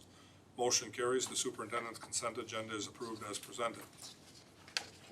Next is 11.01. There are no items that were removed from the board's consent agenda. 11.02, there were no items removed from the superintendent's consent agenda. 11.08 is consideration of sponsorship proposal for Duray Field School Board. I don't know who's going to, scoreboard, sorry. Superintendent Holmes. Board members, Did I say school board? Did I say remove the school board? Sponsorship. Tonight, Chad Trowbridge, Mike Thompson, and I are bringing forward a sponsorship proposal that I think represents this community at its best. Duray Field has needed a new scoreboard for some time. What makes this moment special isn't just the upgrade itself, it's how we're getting there. Chad and Mike worked to bring two outstanding community partners to the table, Chippewa Valley Orthopedics and Oak Leaf Clinic. Have both committed as co-sponsors, and the Chippewa Falls Athletic Booster Club, who continues to amaze me, has agreed to front the cost so the district carries no financial exposure. This project will not cost our taxpayers a dollar. That matters enormously right now. Public schools across Wisconsin are navigating real fiscal pressure, and yet here we are. Improving a facility our student athletes use frequently in the fall and spring, and can do so with greater pride. Because our booster club and our community showed up yet again, and because we had the policy framework ready to receive them. This is the sponsorship process working exactly as intended. And on behalf of Chad, Mike, and myself, I encourage your approval. Chad, Mike, you got anything to add? I can add that, just trying to work through budget, the district's budget. Mr. Trowbridge and I decided that it wouldn't be appropriate to pay for the scoreboard through the district's funding, which then led us to Booster Club and the sponsors that Mr. Holmes mentioned. The sponsors jumped at it, which I think Mr. Holmes said that's what our community does, and that they basically said, how much is it? To a certain amount, don't get me wrong. But that was the conversation, and then I brought it back to Mr. Trowbridge, Mr. Holmes, and here we are. So just to give you a little history, a little context behind why we needed that. And the scoreboard, just so you know, it's on the fritz. I mean, my soccer coach just texted me tonight, like, hey, by the way, it shut off because it rained. I'm like, well, that's not good. So we're in a position where we need one, and thankfully, we have some sponsors that make that. Can you describe this? What is it gonna look like? Is it a Jumbotron? No, it is not. Jumbotron would be a few more sponsors than just a couple. So it look very similar, a little more modern.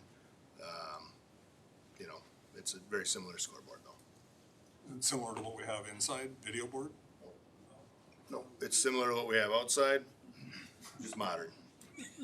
Just modern, just a little more modern. No video board outside. I'd like to, I appreciate the work that Mike put into this. I mean, this is something that we wanted to be able to take care of, and that's a downside to owning multi-million dollars worth of facilities. When things fail, we do need to plan to replace them, and it just didn't feel like the right year for us to be doing that with district funding, considering what you'll have in front of you the next couple agenda items. So I like that an alternative was found, a way to get it accomplished. The policy and perspective was there. Came together really well. I don't know how old the scoreboard is, but it's been here longer than me. So I'm gonna have words with whoever wrote this motion, but Jeff did. I'll look for a motion to approve the concept of a corporate co-sponsorship for the Duray Field scoreboard upgrade at Chippewa Falls High School and Chippewa Valley Orthopedics and Oak Leaf Clinic as co-sponsors, consistent with Board Policy 9720 and Administrative Guideline 9720. With the Chippewa Falls Athletic Booster Club advancing upfront project costs and co-sponsors reimbursing the Booster Club, subject to completion of all required sponsorship documentation and agreements to be finalized by Chad Trowbridge and Mike Thompson, resolution of the Booster Club financing and purchase order structure, and board acceptance of the Booster Club's contribution prior to project commencement. Would anybody like to make such? I make that motion No, right wait, there. Wait, though. What? Because, to me, you're making these contingent, but all you're approving is the concept. I don't think the word concept should be in there. You're gonna make me read that whole thing? No, Without just cross out concept, concept. Motion to approve a corporate co-sponsorship. Right. Well, I didn't make a motion, so are you making a No, motion he with made that? the motion, but I'm presuming he I agreed did not with- make a motion. I think, yeah, I heard something too premature. So motion for exactly what I said by Macawam, But I except, think we need to Strike take out. the strike concept out of. The concept of.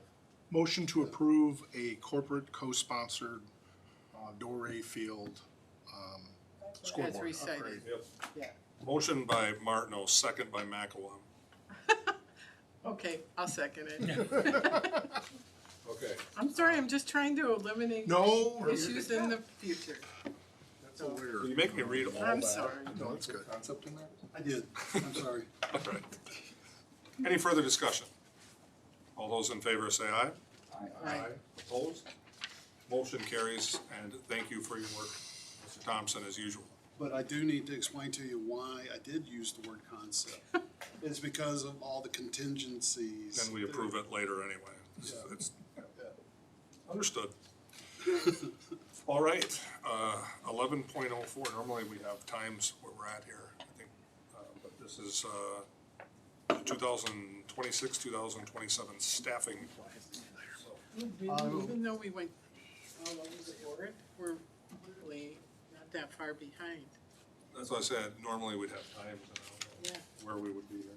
But anyway, so, Well, before we kick it off, I need to make a public statement. So, board members, thank you for the time and care you've given these materials over the past week. We did provide board members with a full week to review staffing and budget plans. The two items before you tonight, the preliminary staffing plan and the preliminary budget for the 2026-27 school year, are essentially being presented together because they were built together. One cannot be fully understood without the other. I want to be honest with you about what we are asking you to approve. This is not a plan any of us brought forward with enthusiasm. It is a plan we brought forward because it is responsible, because it is grounded in our values, and because the economic realities and structural tensions facing this district do not allow for a different path at this juncture. Declining enrollment, the scheduled expiration of an operational referendum, the compensation gap we are committed to closing, a leadership transition, and the continued erosion of state and federal funding. These pressures are real, and they are connected, and they have to be addressed together. Our administrative team examined multiple scenarios and pathways before arriving at what is in front of you. We prioritized attrition over displacement wherever responsibly possible. We looked beyond personnel as well, examining non-personnel efficiencies, contracted services, operational line items, and discretionary expenditures. And the efficiencies we identified and adopted are reflected throughout the preliminary budget. The result is a balanced budget built on the resources available to us at this juncture, paired with a staffing plan designed to preserve our core educational programming to the greatest extent possible, and for our commitments to students and families. I anticipate and respect that approval of these items is not an easy vote.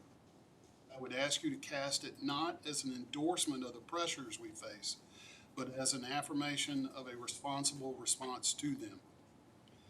Thank you. At this time, I turn it over to Ms. DeNuer for further consideration of the staffing plan.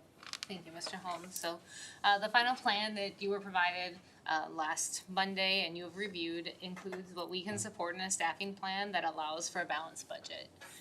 Coming to this final staffing plan was done in partnership with building and department leaders with care and consideration for our people, while also knowing our charge of achieving a balanced budget.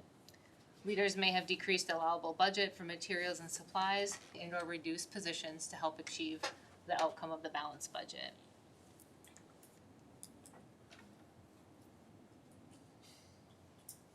It's green, Angela. Okay. So since you were provided the preliminary staffing plan in March, some updates have been made. As you may recall, that preliminary staffing plan is for all the increases and decreases that people bring forward for discussion to move into the final plan.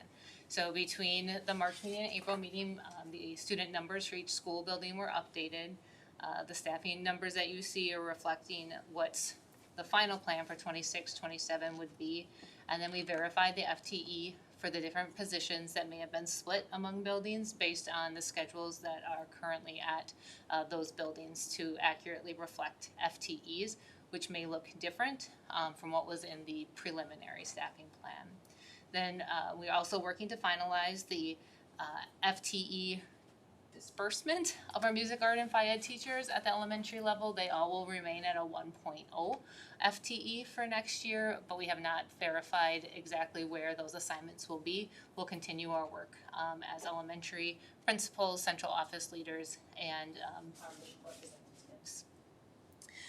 Another thing that we wanted to bring to light was something that we communicated with our staff last week as we were approaching this meeting, is that our 9-month classified staff will have a reduction of non-student contact days by 2. This allowed for us to preserve positions as well as hours for our people across the board, and also keep the face time with our students the same without decreasing that for any of our students.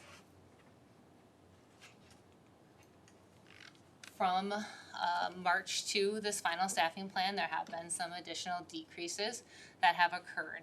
Many of these were in conversation prior to the preliminary staffing plan, but again, we wanted to be transparent in what the requests were in March, and so these conversations continued and then became final. So some additional decreases. There's going to be a decrease in pupil services of an administrative assistant. At the elementary level, we are decreasing by another FTE in teaching, which happens to be kindergarten at Homestead based on our current school or student enrollment at that grade level. At CVHS, that administrative position is moving from a 12-month to a 10-month administrative position starting in July this year. The reason for that is that CVHS had their administrative assistant as a 12-month to support our summer school programming, and we'll be doing some adjustments to our summer school programming moving forward, where that 12-month position may not or will not be needed to support summer school moving forward. Middle school, based on the charge that they were given, needed to decrease in the areas of business ed, music, a social emotional interventionist, and a French teacher. And then at the high school, with their charge, would also be reducing by an instructional assistant, an administrative assistant that's part-time, and then a part-time of their social worker.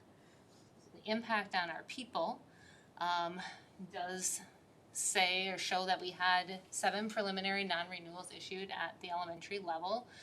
This has updated recently, and we are anticipating to have just 1 final non-renewal that will be brought before you potentially at the special board meeting in May. But we have been able to place the other teachers as a result of retirements or resignations, which is why we're pausing on that final non-renewals to see if any other movement occurs. At the middle school, there are 2 preliminary non-renewals. These individual positions are reductions, not complete eliminations. And the displaced business education teacher also has an opportunity to be transferred, and the social emotional interventionist is in our staffing plan preserved to a 1.0 full-time position, but would be supporting middle school students as well as students at CVHS. Again, trying to take advantage of resignations, retirements, positions that haven't been filled yet this year, and so CVHS does not currently have a staff member of the school district supporting students, so we are able to repurpose and keep our social emotional interventionists from the middle school full-time, but again, serving in 2 different places. At the high school, there'd be a reduction of 1 instructional assistant. However, there is availability in the same pay grade and at the same pay rate to transfer that person in that position to a special education assistant position. This is now updated for the part-time administrative assistant. We do have available part-time as well as full-time work that has been offered to that individual. So they could continue to work in our district if the position is of interest to them.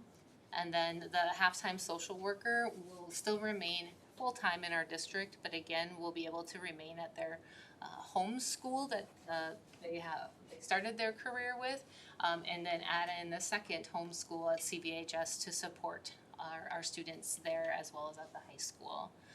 The administrative assistant at Pupil Services does have the skill set to be able to transfer into a vacated position of the accounting assistant position. So even though there's a position being eliminated, that individual through retirement will be able to remain and stay in that Pupil Services office and help in the accounting assistant position. And then we also did have a reduction in special education overall teaching staff. We, for the last 3 years, have been supporting Project Search, and that is a program where students not just from Chippewa Falls but from other districts attend, and we are handing that responsibility off to another district. So we will still most likely have students attending Project Search, but we will not be responsible for the teacher for that program. The teacher that we did have as our staff member was able to be transferred into a special education teaching position in our district into an opening from a retirement. So you can see on the page 51 and just page 51, the various increases and decreases that are proposed and kind of the movement. And I thought it was important to highlight some of the notes too, to try to illustrate the thought that was put in behind these shifts and changes for our decreases as well as our increases.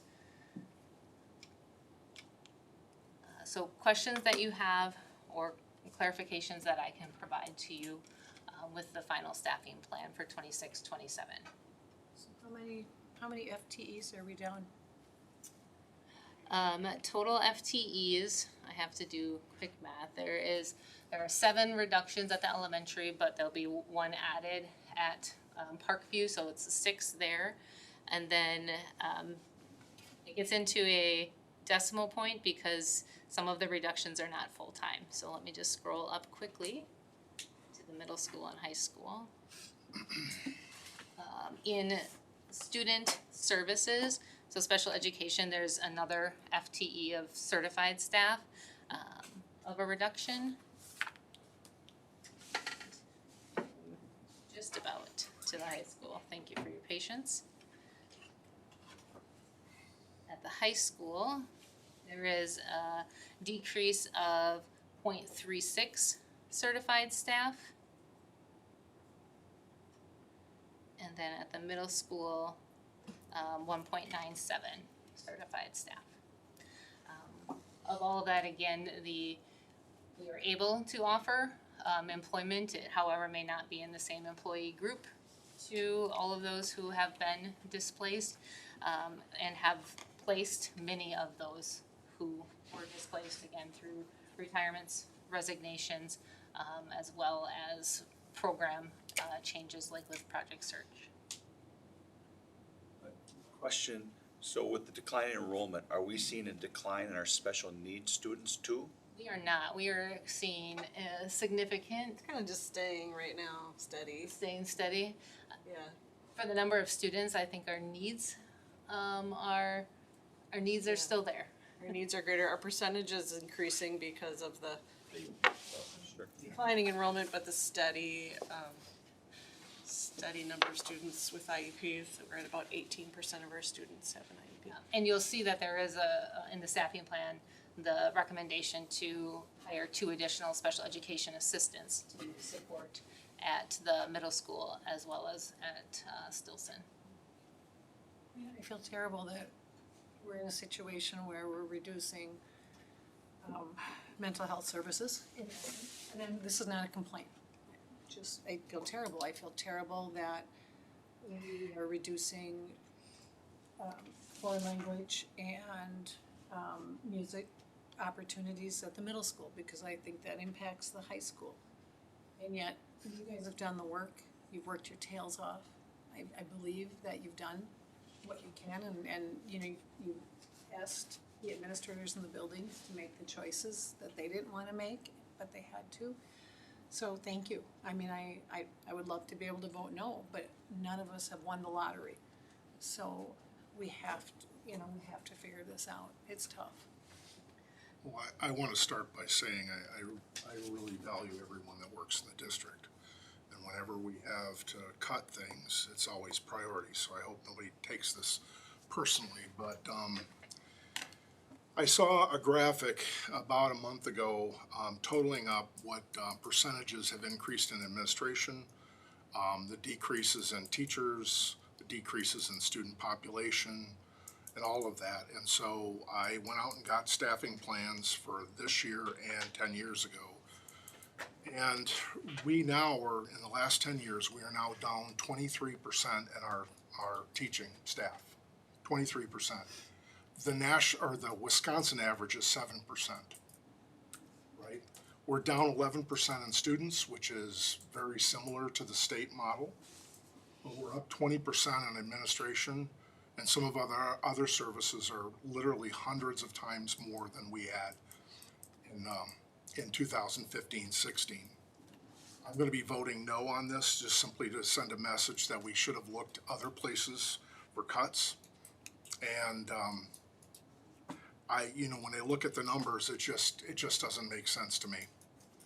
And Are your statistics FTEs, or is that total, like, salary amounts? total, I took all positions, whether they were, and I counted them up so that if they were 0.3 and a 0.7, that would be 1. So I added those up, and it took me a long time because, as you see with staffing plans, different departments have a 0.38, a 0.25, right? So I took the time to add those all up. And so we're cutting teachers again, but we're not cutting other places, and maybe that changes next year if we aren't able to pass a referendum. But when I'm looking at this doesn't make me feel good about being a board member and voting for cuts on teachers again. So that's all I'm going to say. Well, I appreciate you saying that. One of the things that I would ask you to do, since you did all that work, I would love to see it. So if you would, please provide that to us so we can take. Oh, I could put it up on the board right now if you'd like. No, not at this time. One of the things that I would like to explain to you, Mr. Martineau, is that if you want to do those types of things, that's fine. Include us. When you do those things, present it to us. Don't surprise us with it at a board meeting. Well, I'm not surprising anybody. You should already know how much you've cut. I do. And so if you don't know, then you're the one surprised, not me. I've lived in this district for 50 years. No, here, let me explain it to you. No, I am not surprised.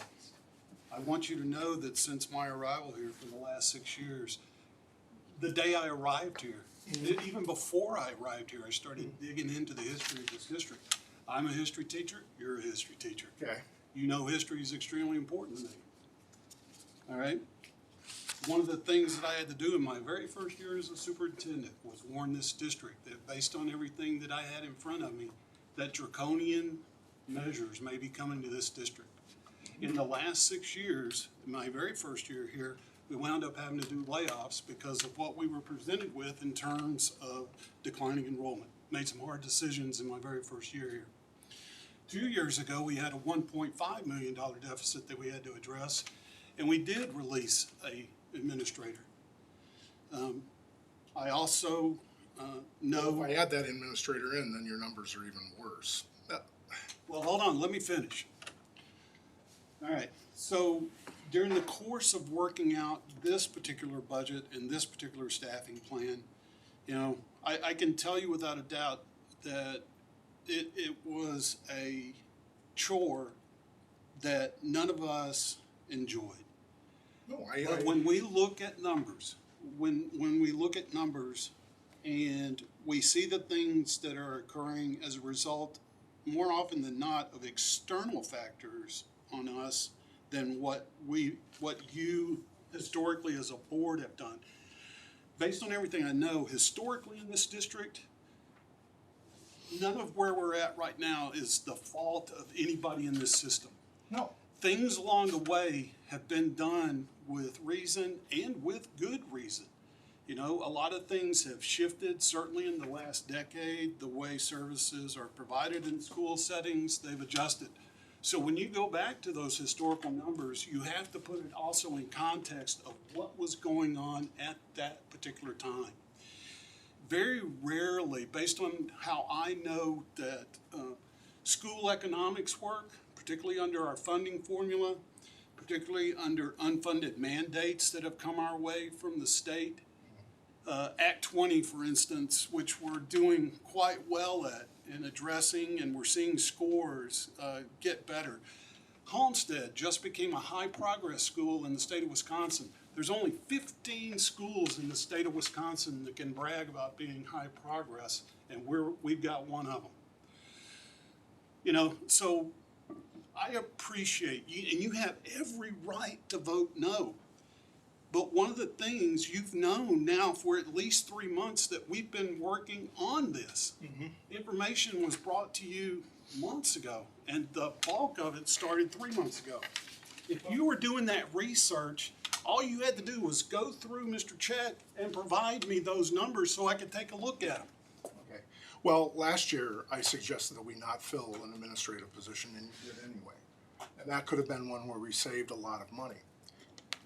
In today's context, and I'm going to give you a little bit of history, when I first started teaching, principals did not make 3 times or 4 times what a starting teacher made. And the superintendent didn't make those either. And now when you look at the numbers, they're quite egregious.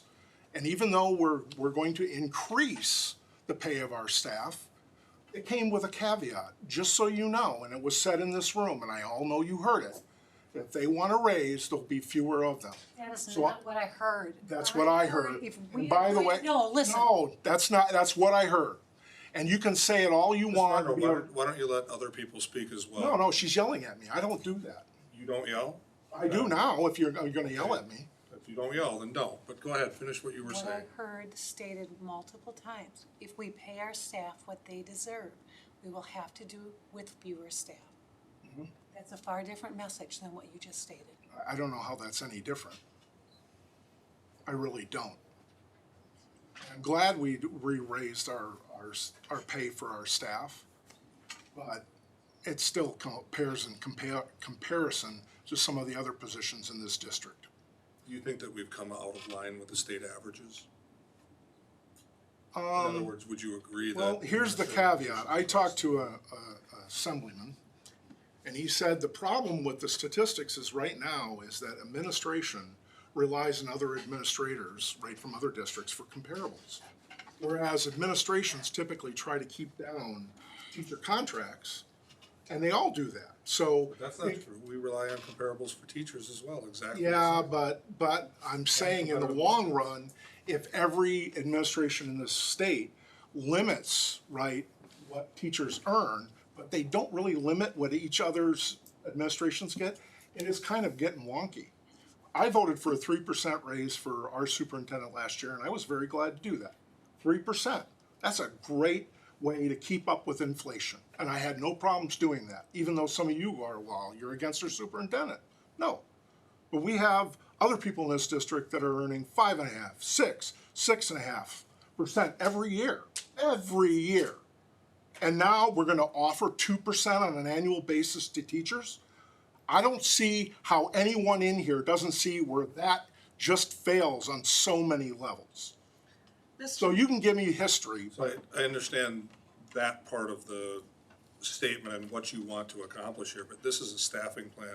based on our budgetary numbers. We based on could the have cut fact- other positions than we did. Based on the fact that we have declining enrollment, 50 people lost. Yes. You know you're gonna lose teachers when you have 50 less kids. We're three That's- times the that's state bad. average in losing teachers. We're at state average for losing students. So what I'm saying is, yes, we're gonna have fewer teachers because of fewer students.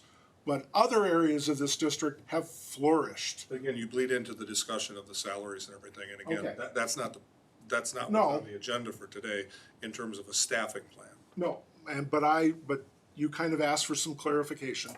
I wasn't gonna introduce that, but I'm just telling you, based on the percentages that the state has set for everyone on average, we're average on student loss, but we're wonky on everything else. Just out of curiosity, what's your answer for that?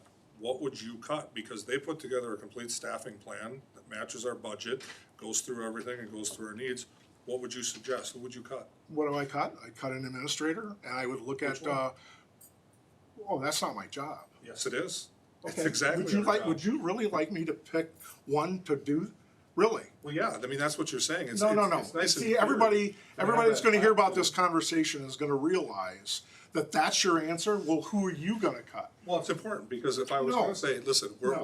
over heavy with administration, I would at least have an answer as to what that was. Well, let's We need to back put up. Curriculum together with Mr. Trowbridge's job, and we needed to come and make it more. In a perfect I have an world, answer. I would love to have all the people that we have. I would love it. But the problem is, we don't have the money. And so my problem is what we're cutting. Not that we have to cut, because that is taken out of our hands. I get that. It's So- not taken out of our hands. That's what we're voting on. If you have an alternate proposal. No, but we have I to would cut think- because the state doesn't give us what Right, we but what you're deserve. saying is you wanna keep the teachers, that's fine, we cut 3, don't. Instead, cut 1 administrator.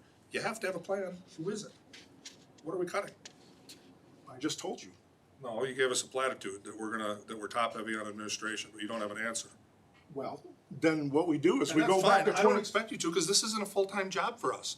I don't have that Oh, answer. now it's a right? full-time job for me. So not Dave a Martineau full-time does his homework, and now it's my problem. I'm not saying- Is that what you're telling everybody? The Yes. board president doesn't do his homework. What I'm telling you is that I don't expect you to have an answer for that. I don't expect you to have a complete staffing plan, because it's not a full-time job for any of us. That's why we rely on the people to do that work for us, the heavy lifting. And then we thank them for doing it and coming to us. Mm-hmm. And with I have it. no problem with him doing it. You didn't listen to the first part of that.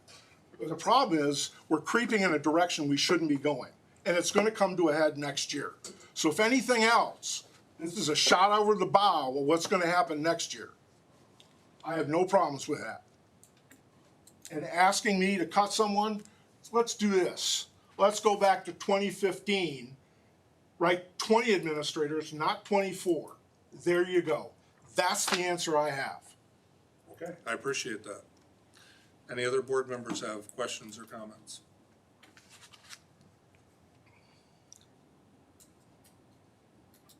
Somebody has to speak up, or when we get to the end, and I have to try to see if we've had an even discussion, and I'm not gonna be able to say yes, so you guys better say something. No, you asked the question that I would have asked, it's, at what administration level are you looking at? I already told you. Let's go back to the 2015. It's really quite easy. The world isn't the same as it was in 2015. No, it's not, and we're 23% down on teachers, so I get that. And And I feel for our teachers, right? Because the landscape is changing. There's more needs every year, and they give and they give and they give. And it's hard because now we're here, you know, we value them, and I feel I would like to give everybody a job too. I would like more teachers and whatnot, but the reality is the state is not funding our public schools. I And agree so 100%. here we are, so what do we do to best support our students? That's the question. And I think they did the best that they could. Oh, I'm not doubting they did the best. I'm just saying, They looked at multiple things. we did, The video that Sarah put together, you know, answered many questions. I think she did a good job. They worked hard. Yes, they Like, did. They, even after the preliminary, they were going back because there was more money. Cutting 2.5 million from a budget is not easy. And Mr. Arno, we did look at administration. I know you said that before. It's coming. You know, to your point about forecasting for folks, you know, given my years of experience as a school administrator, you know, this district is a year or two away from making some really, really hard choices about facility usage and what that means in terms of keeping some of these buildings open. You know, your administrative staff is going to shrink here shortly. Well, just looking at the numbers you gave us, in middle school, was it 2 assistants, 1 to 2? We're still within If we keep parameters. dropping 50, 50, 50, yeah, next is gonna be an coming. administrator. But that's, I mean, you said 24 administrators as opposed to how many teachers? When you lose 50 kids, you're not gonna lose 4 administrators. For the whole district. Right. And I taught at the middle school years ago, and we had 1 building and 1 assistant. No other help than that, and we were busting at the seams. We had 1,200 kids in 1994. They built the building too small. Remember, we had I think Peggy remembers that we had the 8th grade, or Freshmen. the freshmen still at the middle school. So I do remember those days, and I would like to have every administrator I possibly can. They do great work, but not if we have to cut. Not where the cuts I'm seeing are. So, I think this is just my observation. I think everybody knows where everybody stands. I would literally want to say call the question, but we don't have a motion yet, right? So in order for us to be able to vote, and certainly there can still be more discussion, I would make a motion to approve the staffing plan as presented. Motion by McElwain, is there a second? I will second. Second by Olson, any further discussion?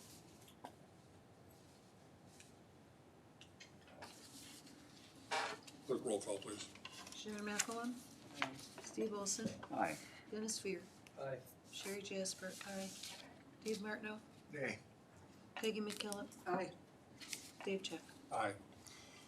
All right, motion carries. The board has approved the 2026, 2027 staffing plan as presented. Thank you, Ms. Deneur. And now we're on to the consideration of the 2026-27 preliminary budget plan. Mr. Trowbridge. I'm gonna try to summarize probably some things that have already been said, but perhaps in a different way here. Since the last meeting in March, as a team, we have reviewed all budget inputs. We reviewed all the staffing requests and reductions, retirements, et cetera. I think we've talked about that enough earlier, but we have worked to balance all funds with our available revenues. First, I want to talk about what is included in the preliminary budget. Then we'll talk about some of the changes that were made here. Your strategic planning initiatives, that's a way that we make sure that we're aligning our budget with available resources. The staffing plan, probably most importantly, aligned with available resources. Dollars for technology, sustainability, communication efforts and public relations, curriculum initiatives, professional development, the academic success pillar, our highest investment district-wide. Dollars for educator effectiveness, support for your resource policies and operational expectations. Again, that's another way that we look for alignment. Maintenance projects that support our 5-year capital plan and our master facility study. Our annual required contributions to our post-employment benefit trust. Assumptions for salaries, fringes, CPI adjustments, including any level advancement. The compensation study that was approved in March. And then, of course, the non-recurring referendum capacity. Some remaining assumptions, and just a reminder, these are all projected as of now. So our September count enrollment is an assumption. For state aid, which we will get on October 15th, is an assumption. Property values that we'll get on October 1st are an assumption. Our tax levy is an assumption. predicated on a $325 per pupil revenue limit increase, mid-state budget process. So anticipate that revenue limit amounts are gonna magically change between now and July 1st. Those wage increases and level movements for all of our eligible staff. All of our federal program numbers at this point are estimates. We have been keeping extremely close eye on these, probably even more so than last year when they were truly wholly at risk. We've been looking at some health plan changes to avoid premium increases. It's just simply something we can't afford at this point in time. Again, back to compensation studies, and then outside of federal grants, all grant numbers are estimates at this point in time. So there are some challenges here. There is quite a bit that can change between now and fall. There is a budget repair bill somewhat still being discussed. I think Mr. Holmes had mentioned earlier that there's some disappointment around that process. I'd like to say I hope it's not over. I do hope that those deliberations continue. And at the very least, we receive the special ed funding that was promised to us in this budget, because we are counting on it. Things are tight, and they will continue to be as we decline in enrollment. Our referendum, the operational referendum, was about sustainability and momentum. There will be some adjustments that will have to continue to be made. Declining enrollment has had a significant impact on our revenue limit. Significant. And I will say that the revenue limit, as we've all heard before, has not kept pace with inflationary increases, especially through the COVID years. It's safe to say reductions have occurred at all levels across our K-12 system. From my perspective, I think they're as balanced as they can be, given where we're seeing our enrollment declines. I'm proud of our team as buildings and departments, they work collaboratively to ensure that we continue to offer the best educational program for our students and our community. It's not popular, but we're gonna have to continue to right size based on available revenues into the future. So we bring a balanced budget to you tonight through the work primarily of the staffing plan and all of the requests and processes that all of our programs across our system would have liked to have had for this next school year that some we're just not going to be able to afford. Board members have any questions for Mr. Trowbridge regarding the preliminary budget plan?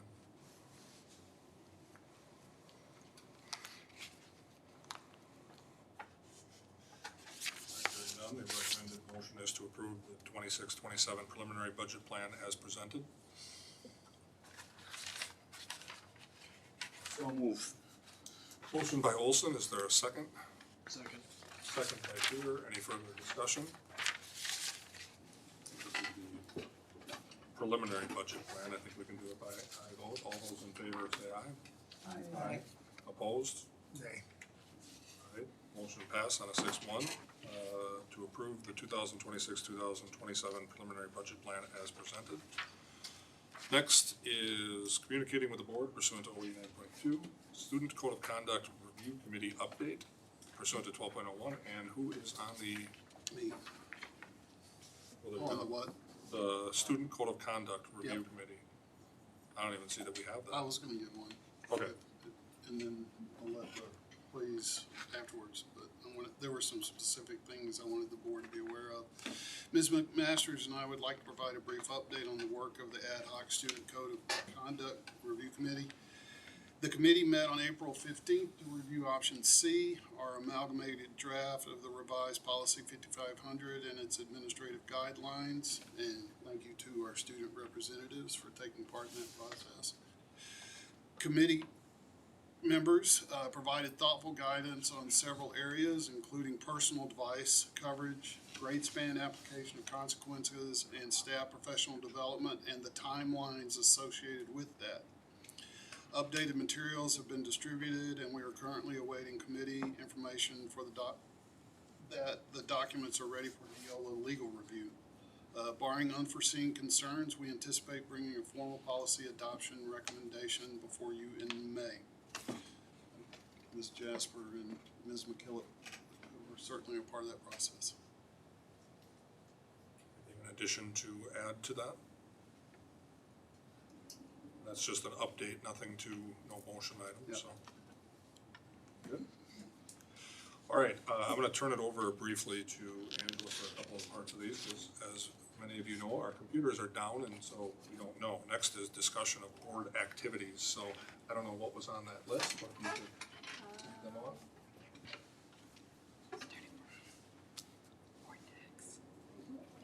You wouldn't have it either, would you? Anything, there may be there was a, coffee and commerce in April that someone may have attended. But that was it, it's been about a month. Okay. All right, next is discussion of meeting. Board members have any questions or comments about the meeting itself, how it was handled? I guess I'll leave that open to discussion as to the beginning part of the meeting. I sort of sprung that on you all. I don't think you knew what to expect there, so hopefully you weren't too disappointed in what I did, so. Go ahead. May I make a comment? Again, with two of our students in here. Again, first of all, thank y'all for staying. I think you just witnessed, among adults, that conversations can be difficult, particularly when we're talking about the well-being of kids. I gotta say it in public, the compromise that was worked out this evening between us and our students is so greatly appreciated. I will go back to what I said earlier.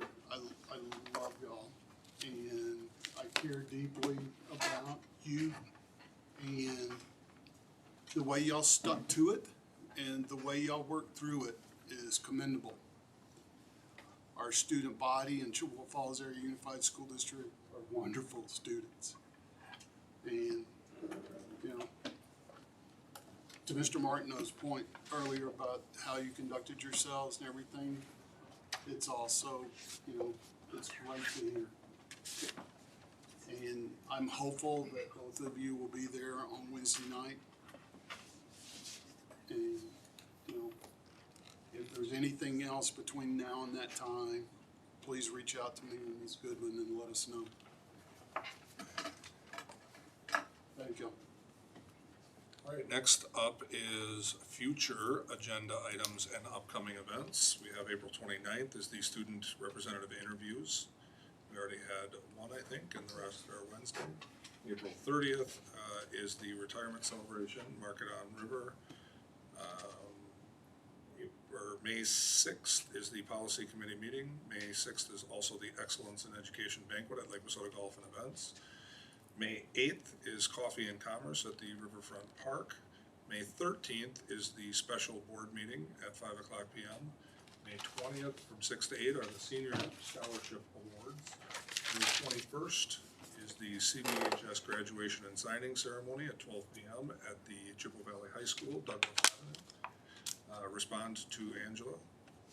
And May 22nd is the high school graduation, Dory Field at 6 o'clock p.m. And again, respond to Angela so that we know how many board members are going to be there.